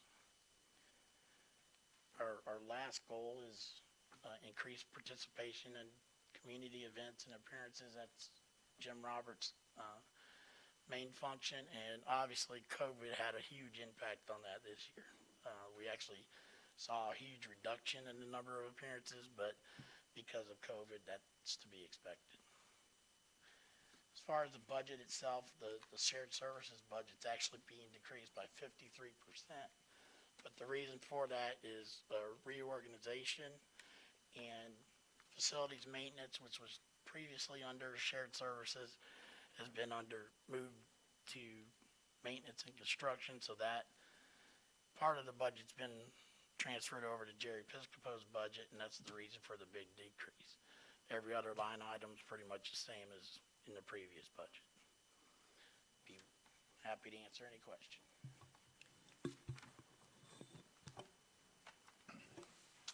Ms. Benson? Yes, Mr. Williams, if I might ask, do you oversee the ad agency? Yes. So we were going to do a benchmark survey of customer attitudes. That is in development. Okay, so when would we expect that to go live?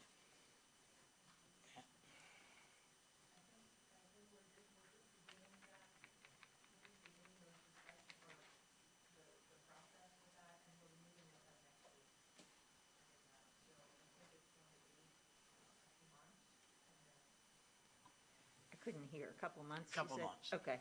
So, once we have that, shouldn't we develop a new advertising plan that moves the needle wherever we need to move it? And we don't have the information, but I hope that will get communicated to our ad agency. And I want some measurables from them as well. So I guess we would do the benchmark and then a advertising campaign measurement. Okay, good, thank you.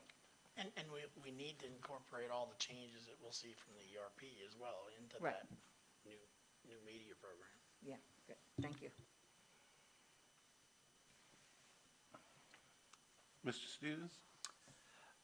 Mr. Rudd, one of the areas in your purview here, customer service and sanitation departments, you're probably the second person I sent a bunch of emails to and copying Mr. Woody on missed garbage pickup. So I can't speak for the other board members on the most frequent call they get, or email, or text message. Mine by far is missed garbage pickups. So, and customer service, which I'll go to when we get to that department. So what are we doing? And I know we've discussed this a little bit in depth on improving the missed pickups for garbage. Like I said, because I literally get those pretty much daily.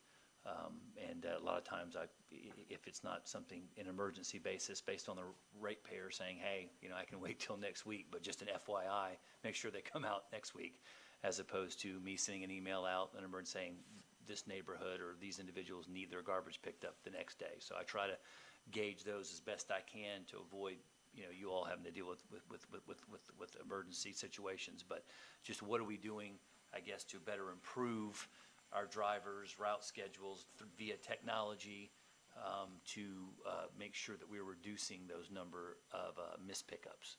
Well, we are installing a new onboard system that will give drivers a turn-by-turn direction of the routes. That will help. We continue to see high turnover in our department. Drivers are in high demand and short supply right now, so that's an ongoing problem. I'll tell you, what we see on a weekly basis is an average of about 30 missed pickup reports a week. We see about 30 to 40 missed recycling pickups a week. When you consider the fact that we pick up 82,000 homes a week, and that's 4 different trucks going by 82,000 homes, that's a relatively low number of complaints. And what we find is a lot of those complaints, when we get there, they'll say the whole street was missed, but there's one can that was missed. They probably put their can out late.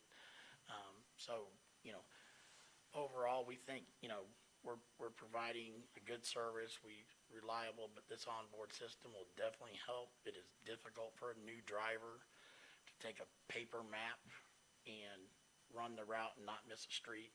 I couldn't do it. I said I could not do it. Yeah. A typical route may have 500 street segments on it, and that driver has to operate that truck so that it's constantly on the right-hand side to pick up these cans. So it's very easy for a new driver to get turned around. But this new onboard system that the older board members will know, we've looked at multiple systems over the years, and this is the first one we found that seems to work as advertised. We are installing the last units this month, and we hope to go live with that next month. So You answered my next question. Okay. So approximately 30 to 60 sometime days? Yep. We're planning to roll it out in June. That will incorporate the 5 new routes that we are able to implement from using the equipment and the drivers that previously were in Santa Rosa County. But as I've told Mr. Woody, we are now 5 positions short again. We are losing drivers to other entities, and that's going to be an ongoing problem. And the second question, if I may. Yes, Mr. you may. Or actually, just to reconfirm what you just said, having a lot of experience with trucking companies and CDL drivers and so forth. I think we discussed this in a meeting previous. That is going to be, that is a current challenge the ECUA is going to have, and it's even going to be a more immediate challenge we're going to have is CDL drivers. That's a national epidemic right now. If you all are, if most of my board members are following the news, they're looking at slowdowns, and not just in fuel. I think that here recently, everybody's focusing on the hacking for the fuel, but in actuality, that didn't have a lot of effect on us here in Florida. There were some other manufacturing issues as well as drivers.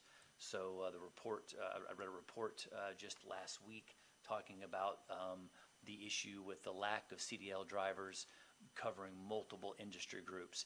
And so I know we had also had a brief discussion about what our pay is, and I think Chairwoman Benson had brought up the fact, have we done a review on our pay, what we pay CDL drivers, as opposed to what the private sector pays? And I can speak to that from the standpoint of having several trucking companies that I have oversee to some degree, is we're probably on the lower end significantly of what we pay CDL drivers.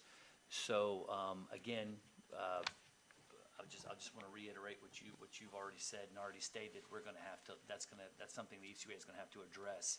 Yeah. Is how we maintain. Not only do we maintain our current drivers, but how we incentivize or recruit additional CDL drivers, which we're going to need, and it is going to be a challenge with the very competitive pay that the private sector is offering these men and women. I agree completely. I will, in my opinion, I feel our pay scale is too low for drivers. We are losing drivers to other entities because of the pay scale. That makes it, the drivers we do have to work overtime, and that makes them more inclined to find another position. So we have a serious issue with drivers, no doubt about it. Mechanics as well. That's another area where we have major problems. That it is very competitive. If you're going to come to work for ECUA and start out loading yard trash on the back of a truck, which is very hot, dirty job, why would you do that when you can go deliver boxes and make more money? So that is what we're up against. Mrs. Benson. Just process, we're not really doing the sanitation budget right now, though, right? We're just Correct. doing the No, shared that'll be next services, so we will get to go in depth into Yes. some of that, okay.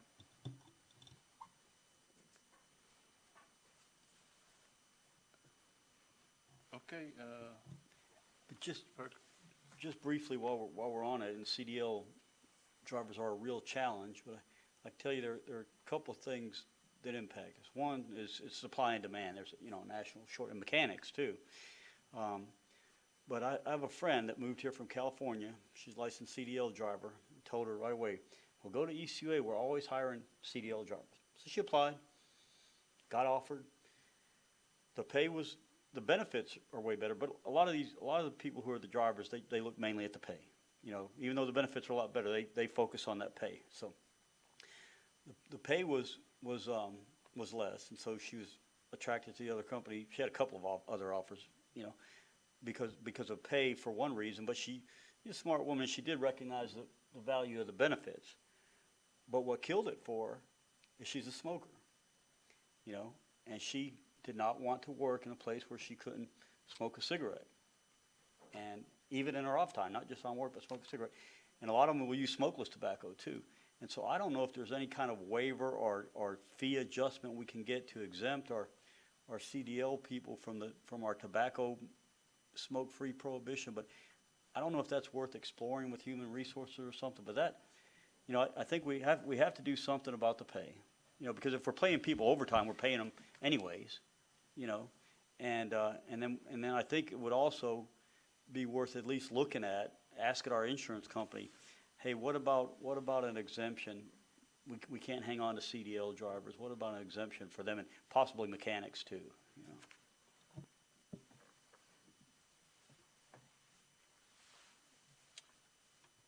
okay, if no more comments, you can finish up are you finished? I'm finished. Thank you. Okay, thank you, Mr. Rudd. We have one more. As they say, last but not least, customer service. My name is Gabriel Brown, actually. Everyone calls me Gabe. I'm the Director of Customer Service. The customer service is to assist customers in a friendly and professional manner by telephone, email, fax, or in person. We want to also show our customers that we care about listening to their inquiries and responding to their requests in an efficient and timely manner. We want to continually improve our service through efficient use of resources and emerging technologies. You guys have heard about some of the technologies that are taking place, especially Tyler Munis. And hopefully when we move to that, it's going to increase that customer experience with us. And that's what we want to focus on in customer service, not just good customer service, but a total customer experience, from the greeting to the active listening of what their inquiry and concerns and issues are, to following through up to the closure. So we want to produce a customer service experience here at in our customer service department, and that's what we're leaning towards right now. That is the coin phrase in the customer service world now. The customer service department consists of 49 employees. That include myself. I have 32 customer service specialists, are the ones that's handling, as I stated to you guys, the faxes, the emails, the walk-in customers, and of course the phone calls. So I kind of want to give you guys a little bit, before I go a little bit farther, about the number of employees. In 2020, our calls did decrease because of COVID, from 399,000 in 2019 to 349,000. But we had a 43% increase in our emails. They went from 35,000 to 61,000. So there actually wasn't a change or a drop in the number of customers, because when you get an email, you're going through the account just like you would over the phone. The customer service department answered 17,899 mail inquiries. We had 7,600 walk-in customers. They issued 26,431 work orders, and that's so the other departments can work in this company. So when you get a call about customer service, and that customer service might not be providing 100% service, a lot of times I go and listen to those calls, because we have mechanisms in place that we could live listen, we can listen to recorded calls, and we can go hook up right there with the representative to see what's going on. So customer service at ECUA is just not the customer service department, it's the engineering customer service department, public information customer service department. We all work for the customer, including the board. So I wanted to get that clear with everyone, that when you get a call, it's not necessarily the people working in customer service, it's when we move the issue on. But we are still customer service, trying to find a solution, be an advocate for the customer, but also protect the farm for ECUA. In addition to that, we processed 36,443 CUBA payments. We cut 14,000 customers. Our specialists addressed 1,400 faxes, and we sent out 174,000 delinquent notices in comparison to 2019.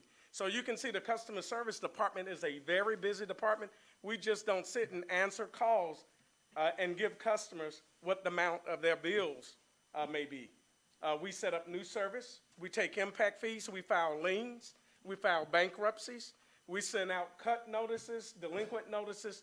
So the customer service department is a multifaceted department. Our specialists not only trained how to answer the phone, but they're cross-trained as well, so that we will always have someone that knows how to pick up the mantle when they need to.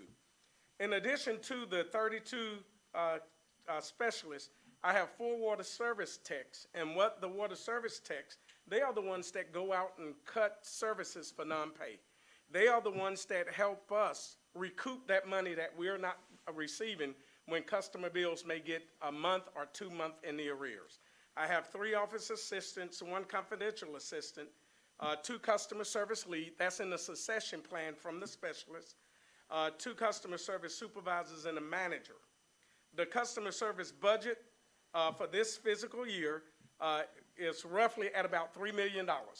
And if you take a look at the customer service budget, nothing really has changed. The only change that we have within our budget is where we decrease the incentive program because we got the actuals from the 2020 budget.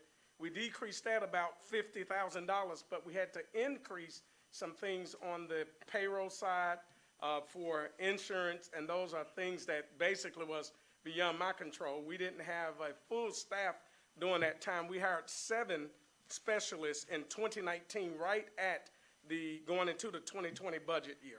So that gave us a full staff. So that's a $59,000 increase from last year, and it's due to all of the personnel side of the budget. Some of the highlights that I want to go over with you and some of our accomplishments would be our work at home program. And Ms. Benson, you brought that up. I want to report from last year, it has been a great success. We have seen morale increase, and especially for those individuals that need to be at home and they had children at home that was working. I can tell you the customer service that we rendered unto our customers, it did not diminish. Our at-home employees, we have about 15 employees at home, and 10 of those 15 employees are in the top 10% of our call takers. So you might look at that, they may have high calls, but instead of just having high calls, we also listen to those calls. We listen for the quality. We go by our quality assurance report. Each supervisor, their span of control is about 13 employees, and they listen to calls every month, in addition to taking customers that have escalated, handling adjustments, what have you. So we listen to make sure that they are doing what they should be doing. Speaking with Randy, we decided that this program has worked, so we're going to continue it. And what we're going to do is rotate the employees. If the performance falls, the employee will come back into the office, and we'll rotate someone else at home. Great program, and even coming back from under COVID, it helps us out because we're so close. And you guys remember 2018 when we had the flu epidemic, and because we're so close, 19 of my specialists caught the flu, and that really hurt us. So this is going to help us out safety-wise as well. Great program. What we're trying to do is continue to reduce abandoned calls, and Randy reported that to you. What I'm looking at right now, I'm shooting for 1%. Last year it was 1.7%. So I'm looking at 1% of abandoned calls, and looking at the last 6 months, once I get the rest of the data, we're running about, we're less than 1% of abandoned calls. If we don't have any anomalies, no storms or anything like that, hopefully we will stay there. Now, during the year 2020, the cuts decreased because if you guys remember, we stopped cuts because of COVID. Cuts probably were stopped for about 3 to 4 months. So that decreased, and the goal is to get that back on track. And right now I can tell you we're almost current with the cuts. And looking at the 2022 budget year, we'll be on track and should not be behind. Keep our fingers crossed, hopefully no major storms. Some of the other accomplishments and goals, we want to continue promoting the incentive program. That's what something that the board had requested that we do, and it's been in place now for 2 years. The incentive program look at 3 performance factors. We look at quality, we look at number of calls, and we look at adjustments. And you're probably thinking, why adjustments? If you have a good call and your numbers are high, but you didn't go and adjust that customer's account appropriately, that's not a good call. You didn't follow through. So we look at a lot of aspects to say that we're giving good customer service. We want to be as competitive as the best in the country, and in Florida and Pensacola. That's our goal. We wanted to continue our monthly training. It's been difficult with COVID, but we've been doing Zoom meetings and still having training for our employees, and that has been a great success working with HR. working with the NeoGov system, I've set up for this coming year modules for the customer service specialists, everything from stress to irate customers to professional customer service, how to organize, prioritize. So those are some of the things that the customers will be doing with the NeoGov training system. A lot of these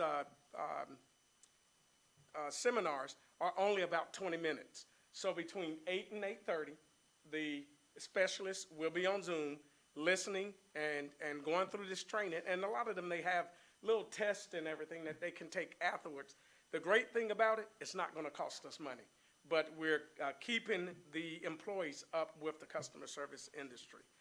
That's the gist of the customer service department. Do any of you have any questions? We have several questions. Sure. I'll start with Ms. Benson. Thank you, and thank you for that, Mr. Brown. Historically, has customer service had a higher attrition than other departments because of burnout? Yes. Did that change last year during COVID? It did. Actually, I would say the trends started changing between 2018 and 2019. One issue that we had, our baby boomers were retiring. And with the baby boomers retiring and with the attrition rate, we had an issue. You may recall, being down 7 positions, we had high abandon rates. And once we were able to get those positions filled, we have some great employees. We even have, and we were talking about people coming from Navy Federal applying for our jobs. We have several Navy Federal employees. And we've gotten feedback that they like the atmosphere here. They like the culture here. So I can tell you what we do in customer service is that I try to train my staff. Not only you may be the supervisor, but we're servant leaders. We're here to serve those people that we've been blessed to be able to supervise, direct, and lead. And in that, every year we have Customer Service Week that starts the first week of October. We take it out of our own pocket, about $2,000 we save over the year. And we have dinners, lunches, we give gifts for these employees. And we do this because we want them to know that we appreciate how you make us look good. And they appreciate that in turn just to be recognized. Sometimes it doesn't take the raise. It just take, hey, you're doing a great job. You know what? Kudos. You're the customer service star for the week. And we like to recognize our employees, like to let them know that we're behind you. I do push our educational reimbursement program. You don't have to have a degree to be in customer service, but I have 3 employees with degrees, bachelor's degrees, 3, maybe 4 with AA degrees. I've been pushing, go back to school. There are other opportunities in the company. So we have I want to say right now, 3 employees that are in school. I don't know if they'll stay in customer service, but they're looking at other aspects of the company that they may apply for. May I continue, Mr. Reeves? Sure. So would you say that the ability to work from home has been good for morale and helps with the whole burnout thing? Most definitely. So Most definitely. I would say, let's keep doing it. If it's working and the numbers you're showing, I Yes. think it's a wonderful, it's one of the benefits of the whole COVID. We learned a different way to work. So I would say, keep doing that. I will say this for the benefit of my other board members, having been on this board, well, not Dale, he gets it. But, you get calls, and if you haven't, you will, from people who say, that customer service person was so rude. They cursed me, they hung up on me, and they go this. And from their tone, I'm thinking, I wonder. And so when they finish saying all this, I say to them, we record all of our calls, and I will be glad to make sure that we listen to this call. And it's funny how often the tune changes from these people. But in some cases, I usually report this to Gabe. And there have been a couple of times when they've listened to the calls and said, yeah, this was inappropriate, and we've taken appropriate action. But it's important to know that they do record these calls and will listen, because if you haven't gotten those irate calls, you will. But anyway, I am sensing a difference in this. I'm not getting the calls that I did years ago from people complaining about customer service, and so I think whatever you're doing, keep it up. Thank you. Thank you, thank you. And Mr. Perkins? Yeah, thank you. I'm wondering, some of these workshops, education workshops look really good. And I'm wondering if board members might be able to participate, like this dealing with difficult people and reducing stress workshop, you know? I mean, could be really useful to, I'm kidding about that. We have to do that ourselves sometimes. But I'm sure the customer service people get more of it than we do. But, you know, one of the goals I'm not sure I agree with is number 4, continue to increase the number of shut-offs over last year by 10%. And my way of looking at it is it should be reduce the number of cutoffs over last year by 10%. And the reason that I say that is, you know, when somebody gets their water cut off, it's a traumatic situation. You know, especially if they've got kids. They used to cut them off on Fridays, but I think we've gotten away from that, and it'd be the whole weekend without water.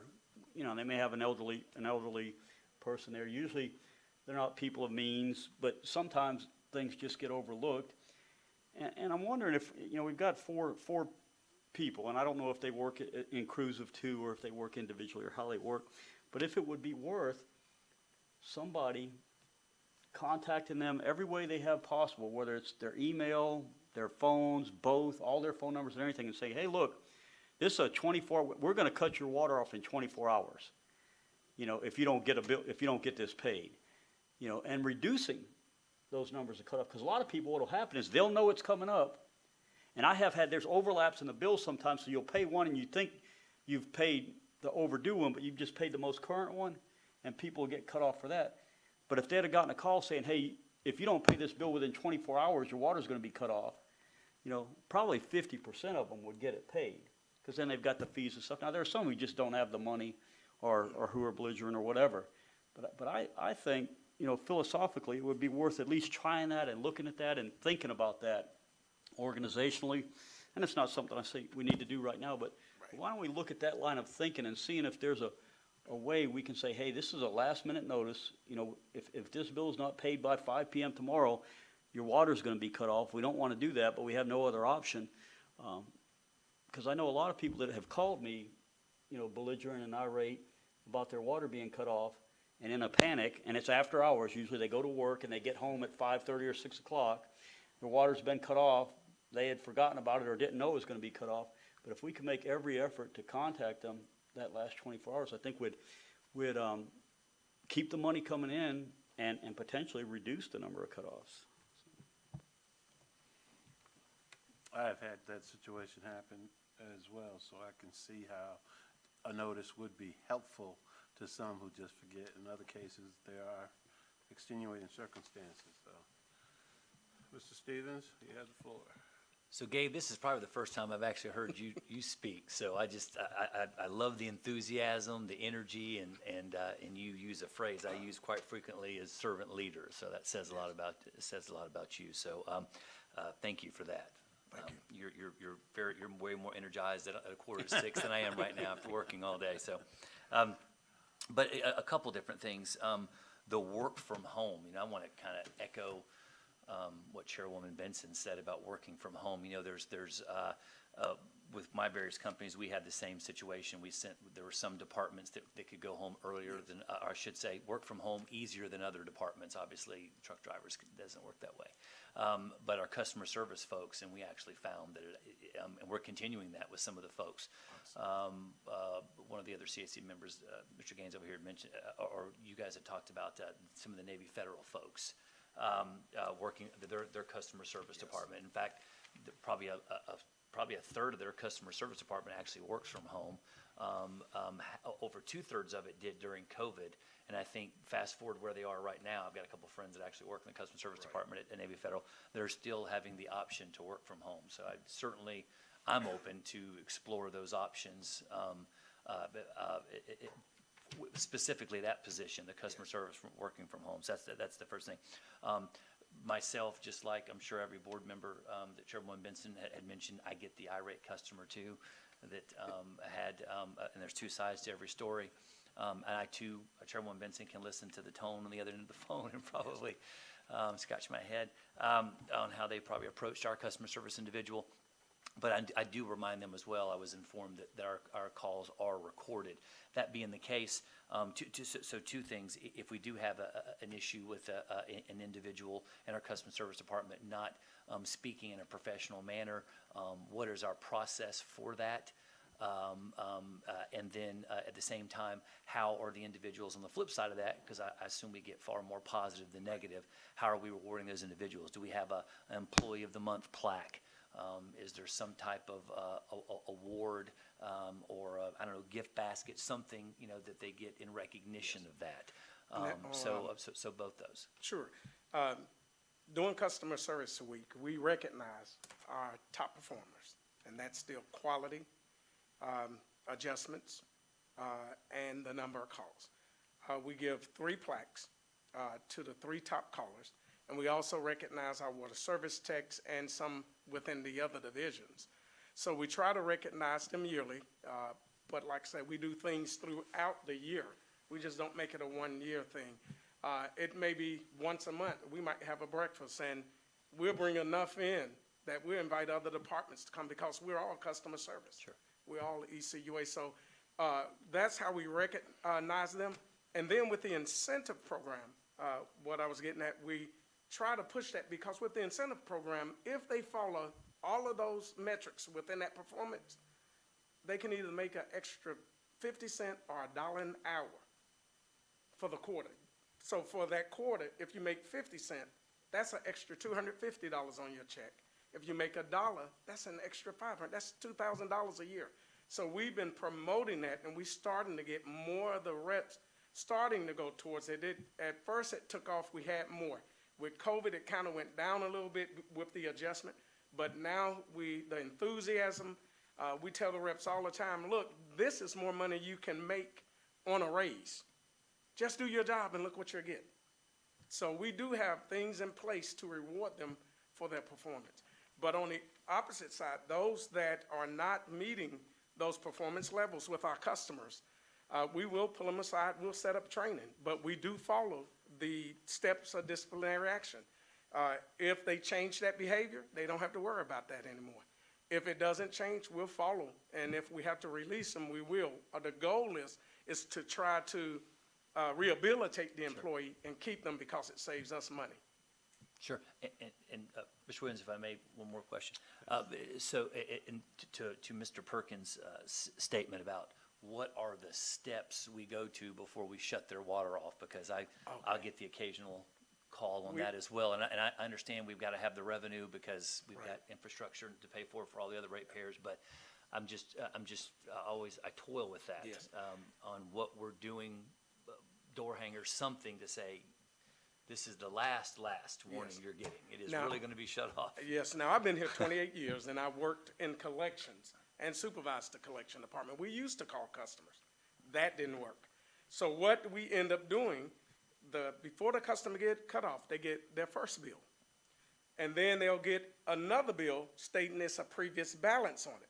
Before we cut them off, we send them a delinquent notice. And the delinquent notice state this is the last form of contact, because we just found it wasn't efficient making those calls when you can have on the upward side of 250 to 300 delinquent notices going out a day. And that would be another position, but I can tell you the majority of our customers, they do pay their bills. I put this in the goals because of COVID, we dropped so low. And that's what, just trying to get back to normal levels. I can basically tell you, I can look at a delinquent notice report and I know who's on there. Those customers normally that call you, they may tell you that, they cut my water off. Yes, we cut it off because you have 3 months of bills on there. You haven't paid in 3 months. So we are more lenient than any other utility company there is. If you compare the Gov Power, Cox, all of those, in addition to those two bills and the delinquent notice, if they can't pay their bill, they give us a call and say, I can't pay it by this cutoff date. Can you give me an extra 5 days? That's part of our policy, even up to the third bill. Sure. Okay, just a couple questions to follow up. If if you're busy and customer can't get through, do you have a means to call them back, or do they have to wait until a rep is available? We do. If a customer does not want to stay in queue, they can select a callback. But I can tell you with the environment that we have right now, I took a look at all of the calls where customers may say that they couldn't get in. They only stay on the line for 15 to 25 seconds. Okay. The majority of our abandoned calls we're seeing right now, it's customers thinking if I hang up, I call back in, I'm gonna get a rep, but it's gonna put them right back in queue and farther behind. So that's why we have that option. If you, calls are in queue to give them a time, you have the option for a callback. And but they won't lose their place in queue. I too like the fact that you do appear to work with the customer and give them every opportunity to, if possible, even work out a plan. Yes. So ECUA is to be commended. And in addition to that, you guys, we have customers that can't pay their bills. I've made personal calls to Salvation Army, CAPS. I've got to know Maddie at Salvation Army on a personal level, and so have the supervisors. We try our best when somebody get to the point where they just can't pay their bill, because we don't know where we're gonna be tomorrow. So we try our best to make sure that they have some avenue to get help. I've had Salvation Army pay $1,000 on a person's bill just to get them caught up. So I want to assure you guys, we're doing everything that we can do to assist our customers. And my promise to you is that if a customer call you and say that they have received unprofessional customer service, I'm gonna let you know if it was unprofessional, because I'm not gonna stand for that type of service, because that's our paycheck. Any other comments? Oh, I have more lights on. Okay, then Ms. Benson, I apologize. That's okay. When we suspended cutoffs when COVID started, I think Yes. for 3 months, and do we still have people that are arrears from that, and are we working with them? Was it what you predicted to have, fewer? What was our experience with that? It went up some, but afterwards, we caught back up. Some of the ones that we have that's still behind is some of the businesses. And they're waiting on SBA loans, so we have them paying half of the current bill and trying to work out a plan with them. So it has not had a huge impact on our No. revenues, and we've extended compassion? Yes. Okay, good, thank you. Thank you. Ms. Imelda? Yes, good evening. I think you all are doing a great job, and I would just like to piggyback on what Mr. Perkins said on number 4, where it says you want to continue to increase the number of shutoffs. And so, to me, that would look like ECUA are trying to meet a quota to cut off as many people as possible. And so we don't want it to look that way. But at the same token, I want to give you credit, too, for going above and beyond to call on the other outside resources like the Salvation Army to help them. And so I think that's a great thing that you're doing also. And one other comment or question, with the ECUA app, is there a way that you all can send out a notice through the app? The app is for sanitation only. Okay.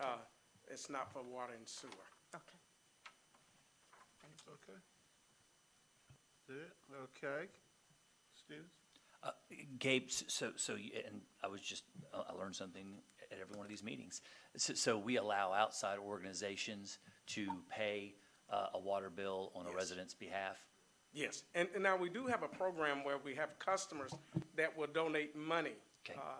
To assist customers, the EUA People program. And we may have $3,000 in it, say, once we get all of those donations. And you'll have Salvation Army calling, say, for instance, I went there, I needed some assistance. And they say, okay, we qualify you for $200. They'll send a form over to us by fax or email, an authorization, and that $200 will come out of that fund. A lot of times they'll take it out of their personal fund. The Salvation Army will, Catholic Charities, Community Action, and the Council on Aging. Those are the agencies that the supervisors and the employees will call when they see that customers are in dire straits. Is that something you reach out to them and say, Salvation Army or Council for Aging? Yes. We've got some individuals, here's a list of, I don't know, 20 Mostly- individuals that are about to be shut Yes. off? Or do they reach out to you and just say, oh, by the way, Gabe, do you have anybody you're about to shut off? So how is that interaction? They will reach out to us because they set up appointments on Mondays or Wednesdays for people that need assistance with utilities. And that could be Gulf Power, ECUA, or the City of Pensacola. And they will send us an authorization, ask for a copy of the bill. Now, when we call, what I will say, the majority of the customers that we assist, because we can't do it it's mostly the elderly customer that don't know the process. So we may give them a call and say, can you visit their home? They can't come to ECUA, they're elderly, and they really need some assistance. And that's when we try to reach out. Okay, thank you. Sure. And, Mr. Perkins. I've known about this EUAP fund for quite a while, the Escambia Utility Assistance Program. And just recently moved, and so I had some automatically coming out of my bill every month I paid a portion to EUAP. And so now, just remember, I got to set that up again, but I don't know how. Is that prominent on our website? Do we have a thing that says, help a family in need with their utilities, and we can just press the button and sign up for that? Yes. Okay. It's on the website. Okay, but you can do it online. I can go on there and just, that would be nice to have. It'd probably I increase our. think you have to fill out a form and it goes to our billing department, but I can get you more information on it. Yeah, I'll I'll email look it up. I don't Okay. want the form. I want to do it myself and see Okay. how user-friendly it is. Sure. Try and contribute that.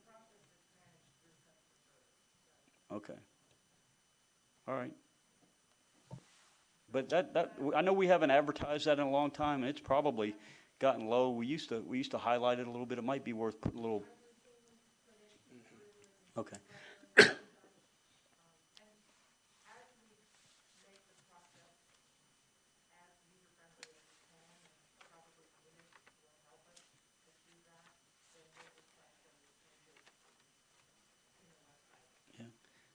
That sounds good. And while we're talking about public relations and advertising and communication, said earlier that certain people don't recycle, and I got to thinking, are we getting the message out to those radio stations or those that type of targeting? Because I listen to 1620 on the way to work and on the way home, and I hear paid for by ECUA recycling app, recycling and all this good media, but I want to make sure that our advertising agency is spending a portion of those dollars targeting, and they may or may not be, but if they're not. Okay. Okay. Thanks. Okay, thank you. All right, thank you. Thank you, thank you. Very good presentation. Appreciate that. But we're not done yet. So we're moving on to unfinished business. Is there any unfinished business? Mr. Woody? No unfinished business? Not for today's meeting, no. Okay, so we will move to item G, which is new business. Similarly, I have nothing.